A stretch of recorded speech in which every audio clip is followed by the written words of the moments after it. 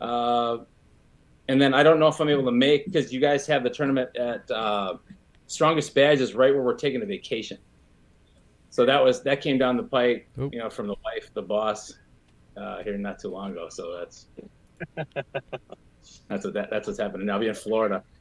Probably like 3 years ago, I was in Florida, and I wanted to just get a practice with. A lot of times I go down there, I'll hit up Craig Sublair or Chance Shaw or something. I'll be like, "Hey, you guys having a practice, or what are you guys doing? I'm on vacation. I'm in the area." And so they're like, "Oh, we're nothing practicing, but there's this King of Florida tournament. You should show up." I'm like, "All right." So I just show up on a whim. I'm all tan, all vacationed up. I've been drinking beer on the beach for like 2 weeks, and just showed up to this thing. And everybody's like, "Well, who the hell is this guy?" I think I had some wins on Carl Stanley or something, and then people are like, "What the hell? Who is this strange guy that just comes wandering in here? Who the hell is this guy?" And Carl and Chance are there, and there's some bad dudes. And it's like the super heavyweight class was like 225 plus, and they're thinking like, who is this tan guy that comes wandering in here like this? So How long ago was that? this is like 3 years ago. It's got to be. About 3 years, man. So I've been arm wrestling since probably 2014. okay, So to kind of give you an idea I'm 43 years of age. This is like in the late 90s. I must have been, I don't know, 16, 17 years old. You can't go to the bars or anything yet, but they had these arm wrestling tournaments. Somebody told somebody that there's this arm wrestling tournament at one of these bars, and I must have been a 17-year-old kid or something. And I went in there and I did really well at these little bar tournaments. And I thought, well, this is cool. I mean, I've always been kind of like the arm wrestling kid who was at the lunch table, and he's that guy. So I've always kind of been that person. So, hey, you should do this arm wrestling tournament at this bar. And I did it, and I thought it was cool. It was wrist wrestling. So it was like just on the table where you hold hands in the middle, and you no pegs or anything. So did wrist wrestling, and then they'd have these flyers out, and usually these guys' dads would figure it out and then tell their kids, and then, "Hey, isn't your buddy arm wrestle? There's some tournament at this bar here." And so I just kind of started doing that. Well, I did that all the way up till I was about 21 or 2. And then I went to Illinois State, and I ran into like Craig Worth and Jeff Bradley. And these guys blew through me. And I'm like, holy shit. Like, these guys are beasts. I've never been blown through. At that point in time, you're chasing who can beat you. Right. And never really lost. Never lost. I was doing really well and successful, thinking, I'm unstoppable. No one can stop me. Right. And then you actually go to a tournament with some really good 154 guys are beating you. yeah. It was Bob's Barrel In or something. Nobody who showed up was good. But no, I mean, these guys, I'm all of a sudden, Craig Worth, who I've trained with now for a long time, complete legend of the sport, he just dusts me. And I've never had that happen before. And they're like, "Oh, yeah, I mean, he took third at Worlds. These guys, they practice every week." And I'm thinking, practice? What are you talking about, practice? "Oh, yeah, these guys, they get together on a table every week and practice." And so this is like 2002. So I leave all that. I'm like, well, I'm not doing any of this anymore. I kind of got injured at a fair once. And I'm like, I'm done with this garbage. I'm just going to stick to weightlifting, and that's it. Fast forward to 2014. I'm married. I got kids.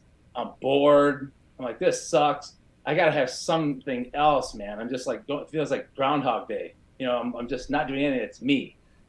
And Game of Arms comes out. I'm like, dude, this is what's up.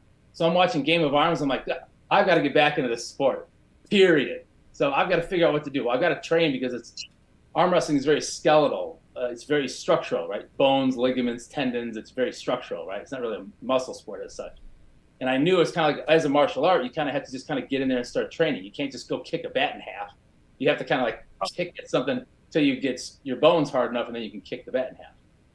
So I'm like, I got to figure out a place to train. Well, I knew, being in Illinois, I'm like, well, the one guy that kicked my ass was Craig Worth. I got to find that guy. So I Facebook, this guy's just a nomad. He doesn't exist on Facebook, doesn't have a social media presence. I was able to kind of integrate myself with a couple of people. In the first tournament I came back and pulled, 2014, is at the Hard Rock Cafe in Chicago, World Arm Wrestling League, WAL. All of a sudden, I get there, and they have everybody. the Devin Larratts of the world, the Kenny Hughes of the world. These guys in my weight class, I'm like 225. The guys in the weight class are like Devin Larratt, Kenny Hughes, Steve Green, like all these. I'm like, what? Jordan Stills there. I'm like, what the? Why are all these heavy hitters here? And for this, come to find out, it's like a $10,000 first place and all this, and it's sort of a lot of the guys. And Jordan still kicked my ass. I only pulled right-handed, so it was what it was. But it was upwards and outwards from that. Been training ever since. So this is almost 9 years, going almost 10 years, basically, 9 years ish. So it's kind of the same story for me. I guess you were actually competing earlier in that, but I was in that Game of Arms realm too that came on, and it was like, oh, I got to start doing this again too. And, yeah, same thing. Got to do something, right? Yeah, I was hooked immediately. I'm like, I've been missing this for too long. So that was very important that happened. And then since then, it gives me a reason to train as rigorously or focus on something or give a shit about anything. It was massively impactful. Arm wrestling has really been helpful that way. It gives me a reason to stay in shape going into my 40s. So. All right. Yeah. Do you think you're still getting better at this point, I would assume, right? Since you're only 9 years in, or do you think you plateaued at some point, or how's that going? Dude, my wheels haven't even left the runway, man. I just barely. Just going. Nice. No, I don't see the peak in a minute. I mean, the gains are smaller. It feels like it felt like the first 5 years there's big jumps. But I think now you're getting into the cream of the crop guys, and that's all pretty close. Yeah, almost. There's almost. I don't think that people get as much as any stronger. It's almost like they kind of get a little more savvy, and things are won and lost better in the setup. Yeah, Little things make big differences. So, yeah, right at this point now, when you're going to pull some of the top end guys, it feels like you go to a tournament now. There's not as many people to worry about anymore. Not to be that guy, but there's not as many people to worry about like there used to. Now there's, that you'll probably kind of move through some folks, but it'll be the top. There's some people here that are very dangerous. Those are the ones to look out for. You'll probably run into them at some point. And then it becomes, well, if I run into them early enough, what do I do? You bang or just kind of like lay down and meet you in the finals later. I don't know. So. And this time maybe you lose. Maybe next time you get closer and you get there over time maybe. You know what? Why did you pull supers at nationals? Why did I? Yeah. It was 230. Oh, it was 230. Yeah. Okay. And that's kind of like, and I'm like, oh man, to lose, because like again, I was around probably 242. So at the time, I'm like, well, geez, lose 12 pounds. Ugh. I thought it was 42. Right. Yeah. Those. I got you. Once I started taking testosterone, when I was 40. So right around then, I was just feeling, and I will tell you firsthand, man, it was massively helpful. I think that has been such a taboo subject that a lot of males, have been really just serviced in large part by this idea that there's this evilness to it or something stupid. And I really had a struggle with it because when I'd hear these commercials on the radio, from New Vitality, testosterone replacement therapy and all this stuff. And I would listen to this stuff, and at the time, I was I had the blues, just kind of off. And this had been going on for a long time, probably around 36, 37. I just wasn't the same. I couldn't hold weight like I used to. I couldn't hold recovery. I couldn't recover. I was always kind of blue, depressed. Just wasn't myself. And I would hear these things on the radio, and it was always like kind of speaking to me. So I'm like, well, for the hell of it, I'll go get checked. Let's see what this is. I'll go down there. I'll go through their process. Went through their process. And my test level was 430 something, 434, something like this. And apparently, I don't know anything about it. I'm taking their word for it. Apparently, the normal range is like 850 to maybe 1200 or so. Yeah. So I'm like, all right, well, what's next? Sure, what do we do? And then started that process. And so here we sit. So now it's usually about a couple hundred milligrams a week of testosterone. There's nothing else. I've never really done anything else at this point. So it's just been testosterone replacement, which is bioidentical hormone like testosterone cypionate. I'm wide open about that kind of stuff because I think more males who are getting into my age bracket need to figure that out and understand that. Move away from this idea of the pharmaceutical antidepressants and get you on pharmaceutical drugs and get you hooked in that bullshit. Get away from that. It doesn't surprise me why they would make something as simple as testosterone, as a whole other podcast we could have, but a Schedule 3. Yeah. You know? Because I mean, you want a docile male demasculated population. I mean, you'd want, if there's nothing else, there's probably lots of chemicals, food additives, things in the water, you know, women that are, you know, birth control pissed down our drain that guys are just consuming. So over time, it's a fact that studies are showing that males' testosterone are decreasing like 2% a year naturally, but the same levels of testosterone that I had at 43 were different than my father at 43, which are different than his dad at 43, and so on and so forth. So once I did that, I started gaining. I gained probably 10 pounds from that, like almost instantly. And I've been. This is like again 3 years ago. I've been probably in the 242s ever since. Usually, used to walk around 230, 220, 230ish, something like that. Immediately went up 12 pounds, and have been in that class since then. And you could tell a difference right away? Probably no, not like immediately, but probably 4 weeks, 5 weeks into it, I could notice like, man, I felt like I was in high school again. And that's what I can almost associate it with for the guys out there who don't do it or who don't replace their testosterone. I would recommend getting it checked legitimately. I'll advocate for it. I think it's extremely important for males, just in general. I think a lot of the problems that males incur down the road as they age are a direct result of low testosterone and hormone imbalance. I think, you know, prostate issues, you name it. I mean, you're not going to see a 20-year-old kid with prostate problems. You're going to see a 50-some-year-old guy or 60-some-year-old guy with prostate problems. So I think that a lot of the studies haven't been around enough to get test levels up and then eliminate a lot of these problems long-term, like preventative. But I didn't see results right away, but probably 4 weeks into it, I noticed. That's pretty quick. Yeah, 4 weeks into it, I noticed a good difference. That my recoveries, I look forward to exercise again. And the way I could start associating it was with like when I was in high school, you know how like you're just like making gains every week or every month, you know, just you're always adding something. Let's do it again. And you could get it. And you just kind of make these gains all the time and it was the trip. Well, then at some point in your 20s, somewhere that kind of levels off, and in your 30s that really levels off. And you're not maybe like gaining anything any longer. You're just trying to hold on to whatever you had. And that's where I kind of grabbed it from there. Did it change your mood at all? Were you happier? Like, was it just an energy thing? Was it just a gain thing, or was it more of a, or is it everything? Like, you know, did your mood change? Probably the best way I could describe it, just because the energy, you know. And I think it's like you have more gumption. You know, like, hey, we should go do this. You're like, yeah, why not? You know, you have that kind of an attitude, but you're also more cavalier. You're more aloof to any. You're like, fuck it, that kind of a mentality. In the old school, your old high school self, your old kind of like high school, early 20s guy, when you're in your 40s now, you forgot who that was. So you can actually, in the first 4 weeks, it was almost like you went back in time to being a 20-year-old again. But now I'm used to it. You know, I mean, you notice it immediately, but I'm kind of like, I'm used to the effect and the feel of it. So Chris is also selling this right now if you need any. What's that? I said Chris is also selling this if you need any. It's like the best salesman ever. Big advocate, yeah. Yeah, dude, I'm serious, man. I mean, that was really helpful. Training wise, I've always been a hardy kid. So I played line in high school and college for football. And I'm not very tall. I'm maybe 6 feet if I'm lucky with shoes on. But I went about 250, 260 in high school. I was in powerlifting. Once I left kind of the high school and I got in my early 20s, I got into bodybuilding. I thought, well, let's try this.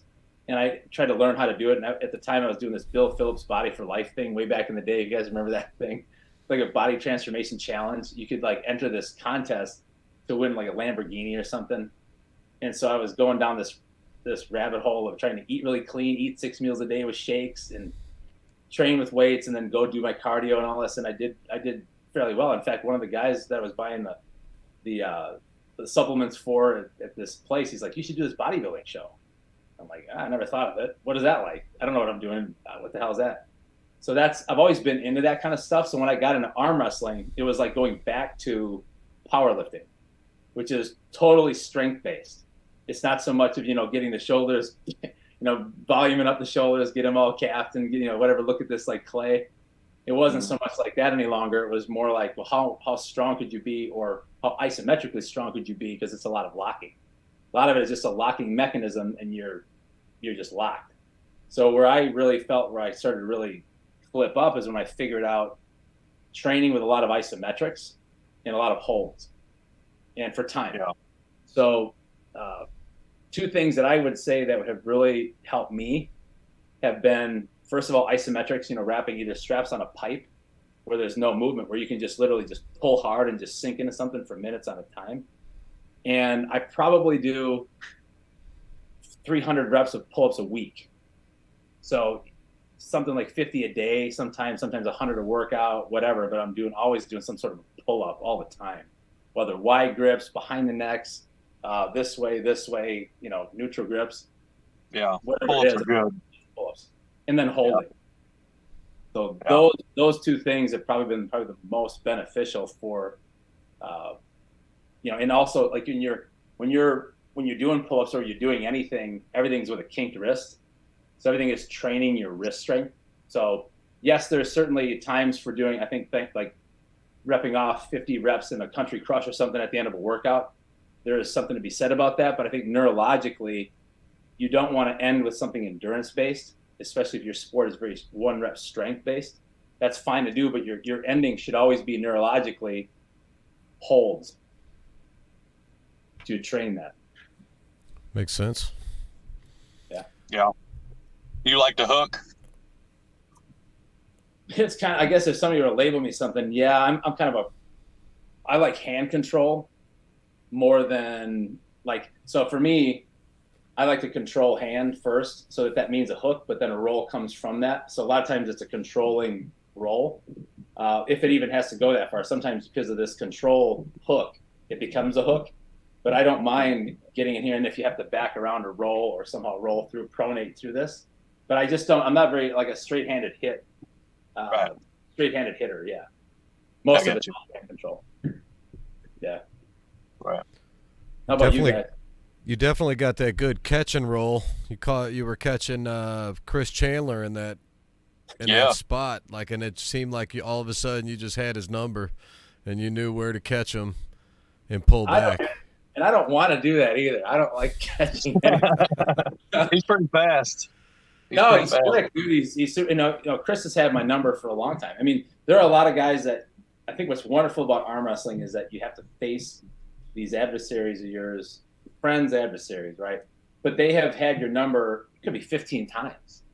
And you've got to now face them again for the 15th time or the 25th time you've lost to them consistently, never beat them.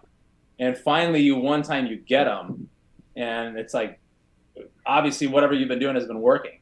But yeah, I mean, Brzenk to me has been always, he's everybody's idol, but I've always looked at John as when it comes to mechanical, the way he hook controls, rolls, drags up with his lat, but also his locking mechanism, his post lock is so awesome. Anything he does is at 90 degrees. It never fades open. And I've always had this kind of a far away kind of a lock that's kind of out here somewhere. And I want it to be up here. And so I just can't make it up here somewhere. It always somehow gets caught down here. So as long as it's there though, right? Yeah. I know, but it's ridiculous, I think these are the little improvements I want to make over time. Maybe we can do you do your isometrics up here? Yeah. Oh yeah. Okay. Now, so I don't know if you guys can see this. My one arm doesn't quite extend as good as the other one. The other one is halfway decent. Whoa! Wow. Yeah. So I'm why is my this elbow's fine. I have a lot of flexion. I can get real close. I can get underneath. I could if I had a shot put, I could. This guy can't get under my chin. Wow. As it gets, and if I had a shot put, there's no way, right? I can't even get past here. So I wouldn't think you've been pulling long enough to have that yet. So that's I'm crazy. That's both ways. You're losing motion on it. Yeah, that's wow. Turns out it was so I went and got x-rayed from a friend of ours as a chiropractor. I'm let me just get a picture of this to see what it is, because I had some elbow problems and I'll have some pain from time to time. And it's not like guys who are newbies will get that inner elbow pain, your medial epicondyle, where that attaches and gets inflamed. This is like in my elbow, and I'm like, man, what? Something's obviously strange. I don't know if there's like pieces or what. So I get pictures of it. Well, you know how like your humeral bone, how to do this? It kind of like sits in your, like if this your hand over here, your humeral bone is sitting like this, and your elbow rocks like this. There's like a lot of there's space in a normal elbow, and my left elbow's got a lot of space in it. But this one is like it's all on itself. So there's arthritis. I got arthritis in my elbow. Damn. I guess these are old man problems, dude. Is it getting worse and worse by the year? Yeah, it feels like it. It feels like, man, I think so. JM presses and all this shit, and I was trying my ass off all these JM presses, all this to try to get this out of here, but it just seems to keep like. Hopefully, at some point, it just feels okay, you know. But I can't close it any further. So when people are like, oh, I get close to your hand, I'm like, I can't. My shit is all fucked up. It doesn't quite get there. So that's got to be a big hindrance. Yeah, I guess it can be. And you know, why is it happening to your right so much more than your left? Have you pulled a lot more right-handed? Yeah, I'm predominantly right-handed, and for years, even back in the '90s, they didn't really have any left-handed anything. Like when you would go to these little small tournaments or fairs or anything, it was just all right-handed itself. It was like the Arnold Classic or something. It was just all righty. So I was always righty. I was always been right-handed. I feel like this thing is, I mean, my left is probably 30% of my right. My left has never been that, nothing to talk about. It's not really that good. So, that's what it is, but it's a little daintier. No, I mean, this thing has got more diesel, and I think that's putting it through a lot of that. And I train with a lot of guys like, down here, consistently, like the Brian Wagners, the Craigs, the Urbanos down here, Pablos. I mean, these guys, we get inside, that's very raunchy in there. And a lot of that has been grindy over time. And I think just over the course of the years of training with heavy hitters inside, that it's just kind of taken its toll on the joints. Some guys don't have the problem. I guess I landed it, unfortunately. But I think Brent has full range of motion in both arms, I believe, as far as I know. Who does? Brent Rockers. Yeah. He's been pulling a long time. I think he can touch his chin and extend both arms. It's legitimately like that's crazy. You've never had any work done in your elbow or nothing? No. It just look at that shit. Doesn't close. Doesn't close. That's like Michael Todd. He can't. It was the same way. Now he's got it fixed. But. And you're saying it used to close. It's definitely from arm wrestling. Oh yeah. Wow. Yeah. When I have to reach something, like if I have to reach for something high, I won't go right-handed because that fucking thing won't even get. It won't even extend. This stupid extension. It's like, well, I got to get up there higher. When did you notice? A couple of years ago. Yeah. It's been about 2 years where I'm like, man, my elbow feels fucked up. Like I had some pain and some problems in it. And then ever since then, it was like it was like almost things were growing. And I had thought that when I got these pictures back that I was going to see some like coral reef elbow, just things growing out of control. And it really wasn't. It was just very compact. And maybe it is. And that's why everything's so closed up. But there's times like, I can't press and do all this stuff. And it's almost ridiculous. Has it caused you to foul more? Is that where this is going? Don't get this shit started. Let's get started on this topic, dude. Let's talk about it a little. So let's talk about fouls, dude. Your concern, from what I gather, is mainly elbow hops, right? Like what you consider micro hops. However, you're saying like less than 2 inches? I mean, there's nothing micro about 2 inches in a hop. 100%. Like these like fractional second things where there's a correction, right? So I understand if somebody's floating their elbow and they're not correcting it. Sometimes these incidental little things that happen, they're fleeting. There's these little bops all over the place. Sometimes people's elbows are a little caught. They didn't chalk it or something. They kind of unstick it and it kind of clicked off a little bit, just a fraction. And that's all it did. There was nothing gained, no position gain half the time, just a blip, blip. And now we're stopping the match like there's a break arm position. when you posted those videos, I think those are awesome. Those retro 91 shit, all these old school things. Mm-hmm. Watch how many matches are stopped on fouls. Oh man, no, you could see daylight under some of them, and they had a lot of times they were in those donut pads, so you really couldn't get out of it was hard to get out of the pad at that point, so it was hard to call anything in a donut pad, I think. Yeah, I think for me, if strict referees are there to set things up and then let things roll. And I think if you're trying to grow the sport and viewership, what's really the reason that arm wrestling hasn't grown, in my opinion, hasn't grown the way it could have grown or should be growing, is because it's such a hard sport to watch for the layman. They can't get around this. Like, what the hell is this? There's people who would come to tournaments and they're wondering, well, why did he, like Arnold Classic, take for example. You're at the Arnold Classic. You're at the biggest fitness expo in the world or North America, massive deal. You're trying to grab viewership from all over these types of sports to come showcase your sport, right? And the vast majority of the matches in the finals are decided on fouls. You understand me? That's not good for the sport of arm wrestling. People want to see. What about NBA games that end with somebody on the free throw line? I mean, that's the kind of the same thing, isn't it? Yeah, and it's like easily avoidable. Like all this could be easily avoidable from just simply not calling fouls. Just call warnings.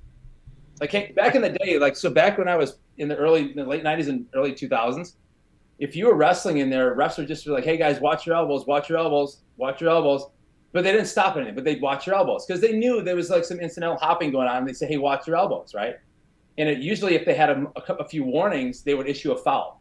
So typically like 2 or 3 warnings would equal 1 elbow foul. So if somebody was habitually doing this and they're all over the grid and all over the place, at this point, they've warned them a couple of times to correct their mistake. They haven't corrected. They keep doing something. They stopped it. And then they would give them a foul. But they gave them warnings. So these little elbow hops that people are now looking for and putting a magnifying glass on are stopping matches now. And they don't need to. It's completely taken away from just when a match is starting to get fucking good and the crowd's getting behind it and things are starting to get rolling and the match is getting interesting now. No, we're just stop. There was some daylight. And it's like, dude, really? We don't need to have that in the sport. It's just irrelevant. There's no reason for that. There's blatant things. There's a foul of elbows coming off the back or off the front or off the perimeter and somebody hovering their arm in the air. I guess that's one thing. But these little incidental things, just let them go. Let those go. Let guys bang. That's my. But you understand now that you're asking for the opinion of every ref to make a decision every time there's a bobble on whether that helped enough to dictate a position gained or whatever the case is. Now you're giving them, you're forcing them to make a judgment. You got to put thought into it instead of reacting. Yeah, there's a thought process into that. Yeah. Now they have to stop and think about it. I mean, while they're thinking about it, there's another foul being committed over here. And they have to decide on both of them, and this is all happening within seconds, right? Or at the same time, even.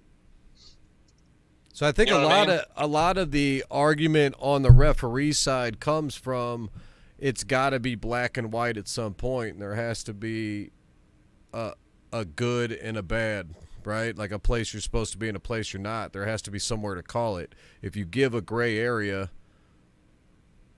now where does that end, right? Is a quarter inch is good? We can go a quarter inch up, so that's the line. Then it's like, 3/8 inches is not good, but an 1/8 of an inch is okay. Quarter, like it turns into where's the line's got to be somewhere, Yeah, it's refs has to use their judgment, and they have to kind of understand. I mean, you would hope that the referees arm wrestle themselves, so they compete themselves, and so they get it. They understand what's happening in those situations, right? It's not like they're oblivious to it. Coming from high school and college football, college especially, even the professional level, you could legitimately call holding on every play. Legitimately. There's a shitload of holding inside. And you have the most boring game throwing flags all day long, flags after flag after flag for holding. promise you. It'd be the most boring NFL sport. Nobody have the viewership. So it's that kind of stuff that refs make a call to call or not call. When somebody's blatantly, it's really out of whack. I mean, a shirt's getting pulled. There's like something awful. You could see it clearly that it was a grab and a pull and jersey hold, outside shoulder line, whatever. They can make the decision. Like when you're in those matches, being a referee, letting these guys kind of run. If it's me, I'm just saying, hey guys, watch your elbows. And they're doing just fine in the wrestling. And the fans are going to see pins. And especially if you just move from this idea of a foul for that infraction to a warning, and a couple of warnings equal a foul, and then you're even on running fouls, then you would never see any problems. You'd always have matches running. You don't have to do a bunch of restarts all the time. That can wear on competitors too. But the smallest little things, sometimes these little fractional things. I'm watching back the tape that you guys were commentating on. I'm watching the match with Mike Ebola. This guy's elbow comes right off. No call there, but they call this little fractional daylight thing. That's just a missed call. Everybody has it. But the reality is, like, those are, it is what it is. If you're not looking for those little stupid infractions, we're still wrestling. You know what I mean? So Mirzad says, asks if, are the current East versus West rules ideal then in your eyes, with the ref dictating, calling non-position gaining hopping fouls, but no leniency on perimeter fouls? Is that more the angle you'd like? Yeah, I think they do a much better job, but that's why you're seeing East versus West as viewership, and you're seeing more of the popularity going towards that. You had it even with WAL. I mean, it was as it was growing. I mean, I get it kind of fizzled off, but again, they were doing a running foul system with big, thick pads because fans want to see matches. Fans do not want to see, especially a match ending in a foul for moving in a referee's grip. Stuff like that is a warning, not a foul. But have you not seen any of the East versus West matches in the controversy? I've watched them. I don't know what controversy you're talking about. Like which match in particular? Well, I mean, there's probably 10 matches that people think somebody got robbed and it should have went the other way. I mean, or I'd have to look. You'd have to say, but for what though? Like if you have an infraction and somebody corrects their mistake, because it's instantaneous. We're talking under seconds. This is fractions of a second that this happens. So when something under a fraction of a second happens and you correct it, you're doing what you can in the moment of all this of an adrenaline fueled wrestling match here in this confined area.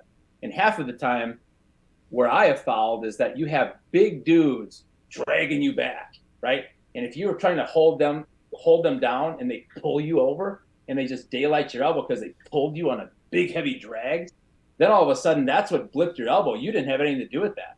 That was just you trying to grab them, and you had a hold of them, and they went to drag real hard and row, and they just pulled you just a second, just enough off a pad. Well, that shouldn't be a stopped match. That should just keep going. Just let that roll. And a referee should be intelligent enough to know and see that kind of stuff and just be like, let these guys bang. The crowd's going to want to see it. The fans want to see that stuff. The wrestlers want to do that. They drive all this way. They want to roll. They want to trade paint up there and chalk. They don't want to be sitting there getting stopped every 4 seconds.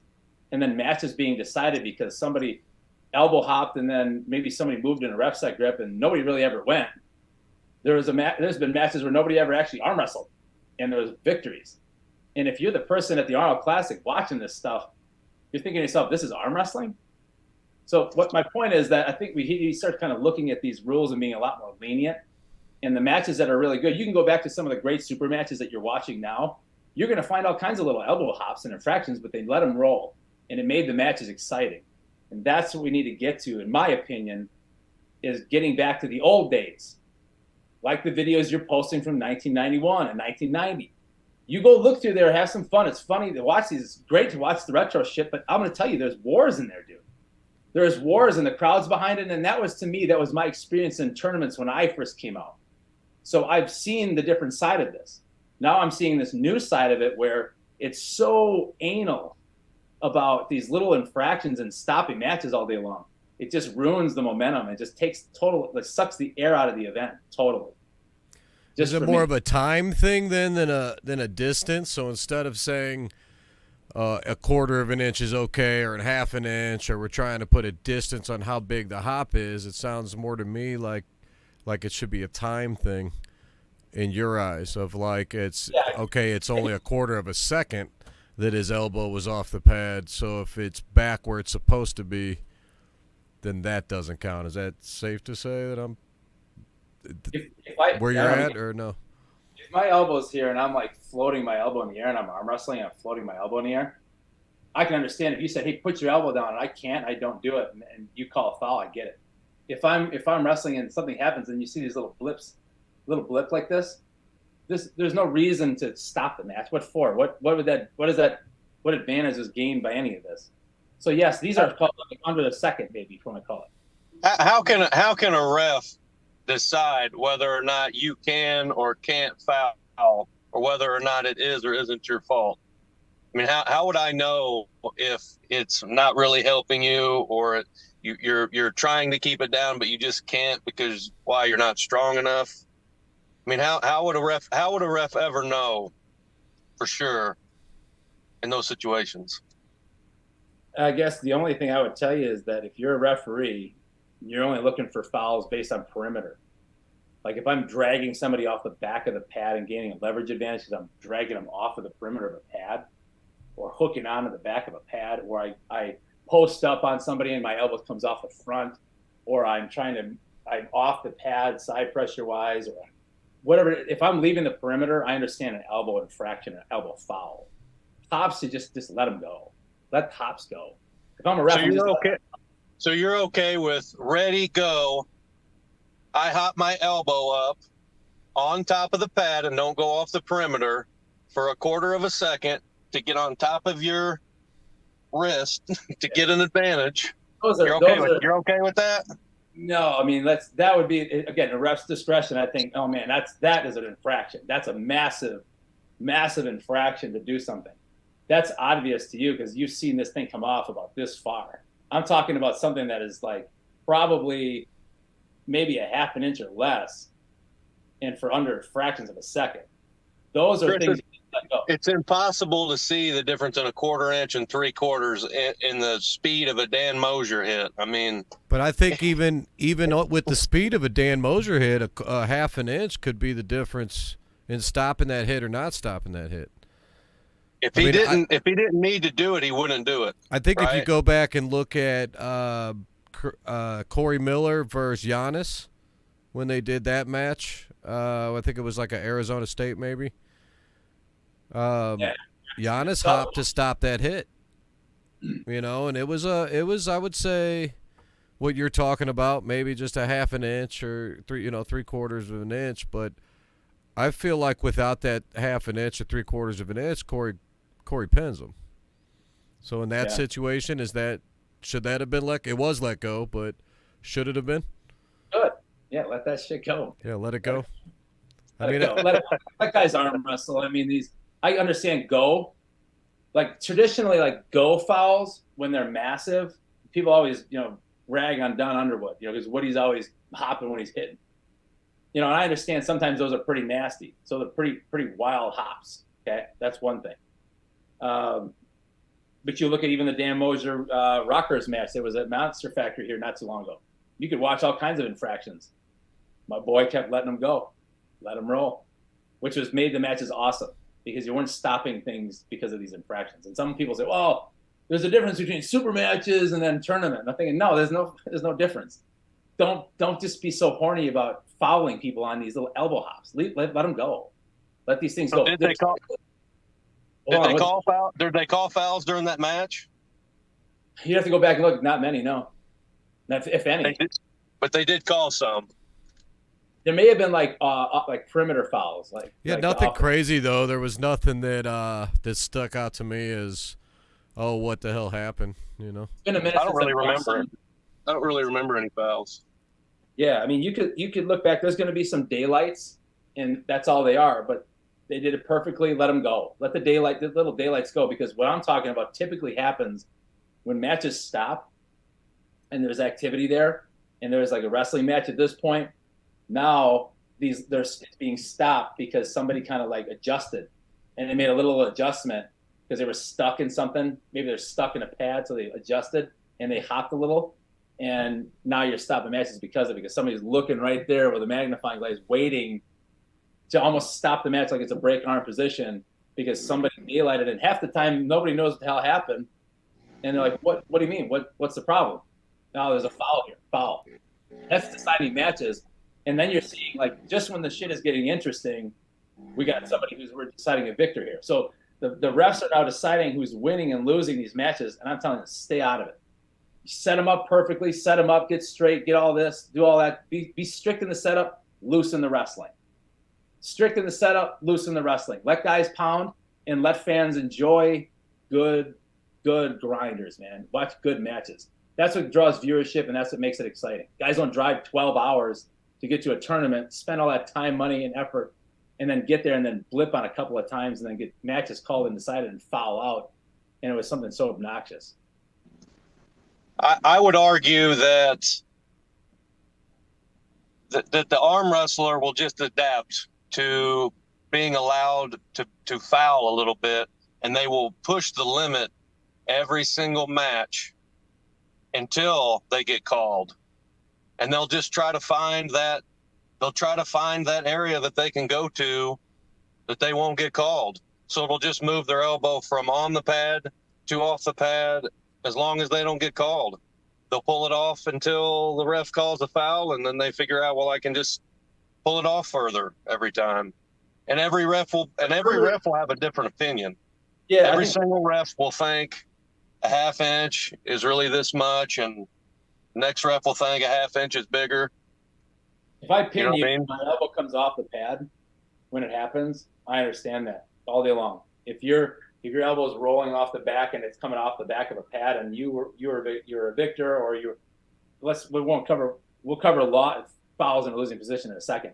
But if you're pinning and you're obviously clearly pulling your elbow off the back and it's substantial, yes, those are elbow fouls. What I'm referring to is just these micro hops during matches. If you just eliminated the vast majority of that, or even calling a foul for moving in a ref set grip, because everybody starts differently. So guys are a little jumpy. It's the way it is. You warn people for that. Those are warnings. You don't foul them, because I've seen too many matches are ending on foul outs because someone moved in a ref set. It's like, are you kidding me? Dude, let these guys wrestle. So moving forward, I've told everybody this. I mean, I will never beat anyone on fouls, period, ever. If it's called and you win or no, we're not doing that. No. I won't agree with it. Because if you're going to call somebody on some micro infraction, I'm not going to take that. I won't do someone like that. No way. So we're going to stay here because I don't agree with it, because I have to agree with it. And if I don't agree with it, we're going to stay here and we're going to go again.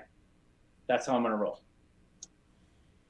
Let me ask you this. Why do you think these little bobbles are happening? What causes that to you? They've been happening for years. They've been happening since 1991, dude. They've been happening since these old footages. This has always been going on in our sport. Right. I mean, physically, what is causing it? Take, for example, somebody with a big, heavy drag. Someone's going to drag, and you're trying to keep them down. You're trying to keep them in control, and they drag you real hard. Well, sometimes you'll just pull your arm off just a smidge. And it usually goes right back down. It's nothing major, but it pulls it off enough that happens. Or someone doesn't chalk their elbows or something, and they're in something and they kind of unstick their elbow a little bit because their elbow's in the pad and they're trying to just unstick it. Well, they're just trying to get to the point where they can glide and just get up enough so that they can glide along the top and apply side pressure, let's say. And instead, when they do that, maybe they daylighted their elbow a smidge. It's just something that it's been happening forever. It happens to me all the time. I totally understand where you're coming from. The problem, I think, is that how do you even regulate that then?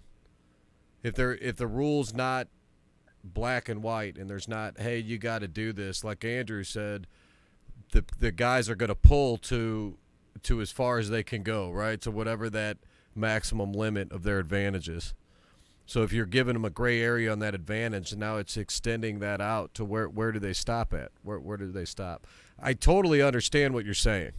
Like, it makes complete sense, right? Where did it change? Because, again, going back to what I said, go to your old videos. I mean, have some fun and watch. I mean, you post those. I would challenge people to watch those entire tournaments. I know they can be lengthy. Watch them. Just see how many fouls a ref calls. They would shit themselves. There's no fouls called, dude.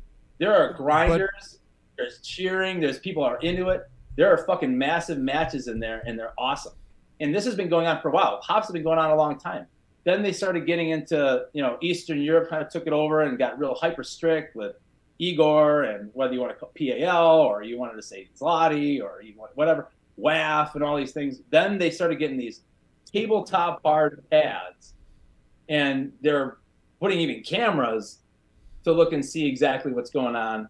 And they're hopping around, and it's like, really? Do we really need to stop matches for this kind of stuff? Or is this getting a little more anal retentive in these fouls or these little hops? So you think arm wrestling was bigger in 91 than it is now with the strict rules? I think if you had, that's a loaded question, dude. Because we didn't have social media. Bob's Bar and Grill tournament versus Zloty. I mean, you talk about the sport growing. I mean, I think Zloty was probably the pinnacle, in my opinion.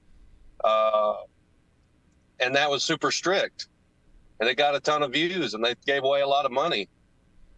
If you go back and watch, I think the pinnacle of our sport was probably in the early 2000s.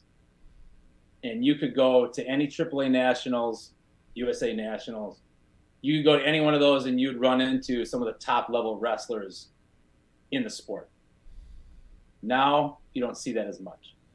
Did those guys let stuff go? Yeah, absolutely, 100%. Watch them. Watch those old vintage 2000 AAA Nationals and shit. Was it because the rules were different though, or was it because the refs weren't following the rules? That's a great question. It's got to be one of them, I would think. I don't know the answer to that. I wouldn't know the answer specifically to that. That's a great question. Not to pretend I know the answer. I think a lot of it was more warning based, like 2 warnings would equal a foul. So if you didn't correct your infraction, you were warned for doing something. In the moment, you're warned. And if you corrected it, you're good. You have 2 warnings. If you're a repeat offender, then you get a foul. So if you have this situation where you were issued a warning by a ref, yeah, hey, Chris, watch your elbow, your elbow's coming off, and then they're in the match and they're doing something. Typically, matches don't even last that long. But when they stop and they're starting to get interesting because there's now positions and people are they're equally as strong as each other. Now suddenly it becomes a chess match. You don't look for the little things. They didn't look for the little things. They would let these little things go while these guys were in this physical chess match together with adrenaline going and a crowd yelling at them. And they just let things roll because somebody would eventually lose on a pin. But they didn't get so crazy about that. There was always warnings, but not a lot of fouls. And I'd have to look back to see if they even issued a foul in a ref set. So in the early 2000s, if you were put in a ref set grip and you moved, you never were foul or fouling out, like foul here, winner. And there was hardly anything to do here. There wasn't even a match. You know how much longer tournaments would be if we didn't foul people in a ref script? I mean, I'm not going to say it would double, but you're probably going to add an hour or more to an already long day. That may be part of the reason why that's in the actual rules, because they give them 30 seconds to get the grip, and then there's been some great rule changes. Go back to your 91 footage, dude. I'm going to keep going back to this stuff because it's available. You've been putting it out there. So I would say go look at the evidence. They would let these guys fight for a grip for like 5 minutes, which is completely what is like a big turnoff for arm wrestling. Is just like, get a fucking grip already, dude. Take a fucking grip, let's go. And these guys are digging in there, farting around and screwing around, and they don't like it. But they did a good job by saying, hey, 30 seconds, and then we're putting you in a ref set. We're not monkeying around. But that's what was really like diminishing the sport of arm wrestling was the bullshit long setups. And then if you decided matches on fouls, it was like, what is this? So you have this long setup and these fouls on matches that never even occurred. Basically, all I watched when I sat there as a layman, I watched 2 guys fart around for a while and a couple of goes later and somebody won. And how the hell is that entertaining in the least? So they made good changes, but they've kind of gotten a little anal on some of them. They haven't let some go. But I think they're on the right track. I think they're very stringent on setups, which is great. But just let the small stuff go. That's all. Yeah, I just have you ever refed? Yeah. Just asking. You Yeah. have ref? Yeah. Where did you ref at? Illinois State, which was a self-run thing through World Arm Wrestling League when it was a qualifier. Small local things is where I've ref. It's been years. Haven't refed in years. When I did ref, I enjoy refing. Let these guys. I'm in control. I have the control here. I'm doing this. I'm setting things. You do this. I'm commanding. That's fine. I'm going to control this. We're going to start it. When we rip this off, I'm going to let you guys rock. I'm not going to sit here and I'm going to watch for more things that are more keeping wrestlers safe, like break arm positions. I'm there for that. I'm there to keep wrestlers safe, not injure themselves, and certainly not egregiously take elbow position for leverage off of a pad or perimeter to gain any sort of an advantage, either lifting their arm and floating it there or coming off the perimeter to gain a leverage advantage off the top to post somebody or drag somebody off the back of a pad, stuff like that. That's what I'm there for. Otherwise, I'm there to let guys just have at it. I'm not, and that's what their fans and that's what the families and the other, they want to. So you as a ref want to have control over dictating setup. What's a foul? What's an infraction? You like to have that control? No, I like to control the setup so we get started in a timely fashion. We're not farting around, but we're fair on both sides, and then there's a fair start, and then we're off and running. I'm not here to stop your I'm not here to stop your match. Is there a point in time that you would stop it though? Break arm position, somebody's unsafe. That's when I would stop something. I have to stop it because there's an emergency. Like this could be bad if this continues. Guys looking away, he's doing his thing. Right, I understand that, but I'm talking about elbow fouls. No, I mean, I'm telling you, like if you think to yourself, what would there be a time where I think I really need to stop something because somebody was elbow fouling? And if that is like an egregious thing where it's like inches of daylight, like you're floating your arm in the air, that's an obvious thing to anybody around here. That's not all right. But these little things that most people would probably just miss, but I'm right in there to see it. Yeah, I could see it, but somebody across the room didn't even see it because it wasn't even enough to notice. So I'm not going to let those little things go. I'll let those go is what I'm saying. I'm not going to. So you didn't stop. You didn't call any elbow fouls when you refed at all? Rarely. And when we were doing it, it was running fouls. Okay. So again, you want to have the control to say when something is or isn't a foul. I mean, obviously you're going to let a lot go before you do call, but eventually if they get far enough off, you will stop the match and say that's too far. Right? Right. Typically, I mean, there is a point that you'll say, hey, that right there, that's too far. Right. Yeah, and to be quite honest with you guys, I've never even reffed that format. Everything I've ever reffed was running foul format. Running fouls, right? Yeah. So once you have running fouls, now it's like, hey, you have a foul. Well, we're still going. You see what I'm saying? So even when I wasn't reffing anything, it was all running foul format, and nothing. I was like stopping things, and I would hate to ref in those situations. I think you should have warnings and running fouls, dude. You'd have no problems. Warnings and running fouls. And you'd have matches that would end in a match and end in pins, which is how they should be ending. And you'd be staying out of the match for a lot of these athletes. I'm okay with the running fouls. It's like arm wars. It's entertaining, and I like to watch the running fouls. That's kind of a promoter's decision, I guess, on however they want it to go. Yeah, not be called. You did foul. But see, again, arm wars will call you if you bobble.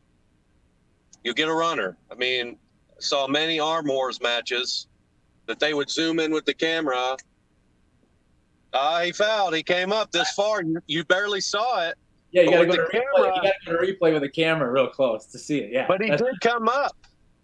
Yeah. Oh, yeah. But he did come up. Don Underwood, and you brought him up earlier, pinned Devin Larratt, I don't know, 48 times when they pulled at Arm Wars. But they kept zooming in, and Don was coming up, about yay far and smashing him. Well, after all the restarts, Devin won because he wore him out, right? Yeah. So do you think Don should have been let go on those? Man, let Woody go, man. Let Woody Yeah. go. No, I'm not a foul happy dude. Let I'm him not. go. Yeah, I mean, I've lost matches on these fouls. These, yeah, it's an opinion. Yeah, it's an opinion, and that's what you like to watch and ref. I mean, I get it. I hate seeing good matches get stopped. I really do. But from a ref's perspective, just personally, I don't want to have the control necessarily. I just want to call what I see.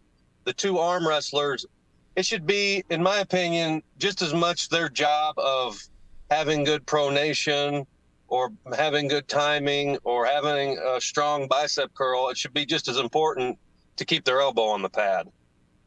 In my opinion, that's just the way I feel as an arm wrestler and and from looking from a ref's perspective.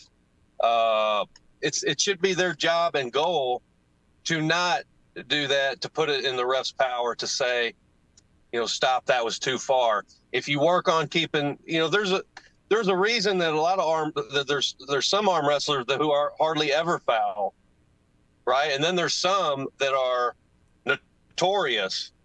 Louisiana Hop, that's a widely known slogan in arm wrestling for some of those guys down there, right? So it's known that John Brzezinski, he's maybe fouled out 5 times that I've ever seen, ever. I mean, period. In hundreds of matches. I can show you, and that's exactly my point. Like, I could show you the example I made on that thread I posted a while back about this. When he was wrestling Todd Hutchings at Best Damn Sports Show thing. Todd just pulled back on him real hard, and it pulled his elbow off. He put it back down, but it's those things that are just a little infraction. That necessarily, it's not so much of a, oh, well, you should be practicing and should be stronger and all these things. I mean, to me, these are incidental things. And if these are strong guys, which most are now at this point, strong guys, very explosive. You're talking about 0 to 100 and now, and you boom, and all of a sudden all this shit happens, and you have like this little fractional daylight that happens when somebody goes in a flurry with each other. Why wouldn't you? Why wouldn't you have some sort of a micro little fraction almost? Some would, some wouldn't. It just is what it is, especially when things are stopped and things are moving around and guys are surging one way and one guy's catching one way and then he's surging again, and then suddenly during this awesome match going on, everybody's starting to get behind it, something came up. Something, little fractional thing fucked it up. Now we all got to stop now. And it's that kind of stuff that I'm talking about. I mean, we just got to move away from that. That's just my opinion. And the leagues that are going to do that are going to have a hell of a lot more viewership. They're going to have a lot more excited fans to buy the pay-per-view, watch the shit, tune in, be present for it. They're not going to be like, oh, piss on that. I'm not going to watch that shit. I bought the pay-per-view one time. All the matches were stopped, all stopped at fouls. It was the most boring thing I've ever watched in the world. And we've all been there when we've seen other tournaments like that, where you maybe gotten a pay-per-view or watched something, and you're thinking to yourself, this is the most ridiculous shit to watch these matches end in moving in ref sets or these little micro infractions, and a match didn't even start. Go was set a few times, nobody got pinned, and there was a winner decided. And to me, that's ridiculous. That is ridiculous. If we're at that level and we think that's good for the sport, that's a problem. That is not. What if you got a guy capping and he won't move down? Well, you just going to let it go because? Oh, no. Yeah, exactly. There are certain webbing equal, can't cap knuckles, have to, all that little stuff. I mean, again, strict in the setup, loose in the wrestling. Where matches are stopping are traditionally, like you're talking about, are these hops. And they're following people on these micro infractions, and they're stopping matches. But you brought up stopping and not even letting the guys pull and stopping before the match says go. That would be a setup issue. Setup issue, let's say we start a match and I hop. I have a foul. and then we can't quite get a grip, and we go to ref set, and then I'm in a ref set now, and then I kind of, as you're closing my hands, you have a different. You don't. Some guys it's supposed to be, and everybody's different. My understanding is it's always been, I'm going to close you first. We'll close you. Do you want to over under, etc. I'll close you. I'm going to close you, and when both hands are closed, go. And that's typically the cadence. It's close, close, and I'm just saying go from there. I'm not saying ready, go. I'm not saying don't move, ready, go. I'm saying go. That's been typically from my experience in this, it's been down, down, go. Well, if you say close, close, and I say don't move, and on the sound I'm hearing typically should be go, I move, and it's not go, and now I'm fouled out because I just had an elbow foul, and now I just had an infraction, which is now a foul on a ref set grip. We're out. There's been 2 starts. That's our match. I go sit down. Now, Go ahead. it is. That, to me, that's boring. That sucks. But whose fault is that? Whose fault is it? Well, is it the ref's fault for not having the right cadence? Well, I mean, that the right should be cadence that. would be ready go. Always. Listen, Yeah, ready go. Listen. Now, watch all these refs, right? They're all different. If I'm in a ref set, right, and I close you, it's supposed to be, I'm going to close you first. I'll close the second guy. I'm going to ask you if you want to cap your thumb or not. And I'll ask the other one, and we'll do so. I'll close one, and then I'm going to close the other. Once I'm done closing, it's go. But it's not. It's ready go. See what I'm saying? He doesn't agree. He just thinks it should be ready, which there's an argument for just go. But the I've been rules say heard the ready argument, go. It's ready go by the rules, you know. Oh no, Yeah. I got some people that put their hands on top before they say anything. There's people who do something totally different. They're following different rule set then, right? And are these tournaments not doing a rule meeting prior to the match, like to the whole event? Because everybody should be doing a rules meeting before the event where they go over those rules and they should tell you what those cadences are. They do, and if they follow them, they follow them. If they don't follow them, they don't follow them. You know, people are, and believe me, being a referee for this is like a thankless job because you're doing a lot of matches, machining them out over and over and over.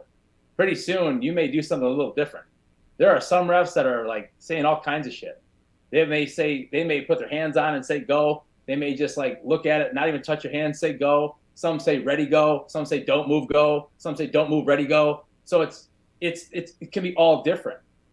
And just because somebody just didn't quite hear the same cadence from one ref to another, that's not really the wrestler's fault. They just kind of moved on sound because typically it isn't ready go in a ref set grip. Typically it's go. If you go back and watch it, a lot of the other tournaments, it's ref sets down, go. That's it. Once I close you, we're rolling. There's no ready go. It's just go because I am getting you ready. What I am doing is ready. Right? So they can all I vary. see what you're saying, but I mean, to be fair, the refs probably don't know the rules that well, whatever refs are at these events, because the rules say you're going to say ready, go. So the cadence should be, I'm going to close your hands, don't move, ready, go. I mean, Leonard's going to say ready, go after a ref script, right? And the way Leonard's doing it is how the rules are written. At least IFA rules and like WAF rules are rules that are followed. Now, if they're AAA could have been different back in 2000. I don't know what WAL does, right? And some of these other leagues might not even follow AAA, or they might have a modified setup, or they might do running fouls. You know, I totally agree with you on the hops. It would be awesome to let them go. My issue is that if you let them go, they're still going to call the elbow fouls because the guys are going to be hopping so much because they're getting away with it, that eventually you're just going to have to call them all the time anyway because they're floating, or you warned them 3 times in the middle of the match, and that's going to now be the new, oh, what do we do about these 4 elbow fouls every match? So why is the guy floating around? Or they won, and the people are going to be bitching because he got away with too much elbow foul, but the ref's going to say, oh, well, that was my discretion, and there's no black and white, and it just causes a lot more issues than just having the black and white. And maybe you have a ref that can let that go and not call it, right? Yeah. That's your better bet. Like in a perfect world, like your perfect world, I would think would be to keep it black and white. Any elbow foul is an elbow foul, and the refs only call the ones that matter, right? And the problem is what matters to him and what matters to you and what matters to Pablo that you're pulling are all going to be a little bit different, right? You kind of proved the point, because you recognize that all the refs do something different with the ready go. Imagine if they all did something different with the elbow foul. Yeah. Add all that in to all of the opinions and decisions. That's why I say I think you can't maybe make it a ref's decision. You kind of have to now, because if a rule set's a rule set, it is what it is. You got to kind of like navigate your way through it. No different than any sport. But if you change things to warnings as opposed to fouls, or run on running fouls, you could change that substantially just because of the format you're running. You're not instantly, fouling out or stopping matches, and matches are stopping. Matches to continue moving, as opposed to, and don't get me started on fouling a losing position, dude. We live in a world now where you could be broken the fuck open and foul purposely. And I get to stop that. I take a foul, but not a loss. That should be a loss. I've also seen this. We live in a world now where you're calling micro elbow hops and fouls, yet some people are broken open and they pull their hand out from underneath. And we're going to straps. And I'm thinking, this is the biggest fucking clown show. You're going to straps on something so ridiculously obvious in a loss from an intentional bail underneath. It's always been that way. It was been that way in the late 90s and the 2000s. It was that way.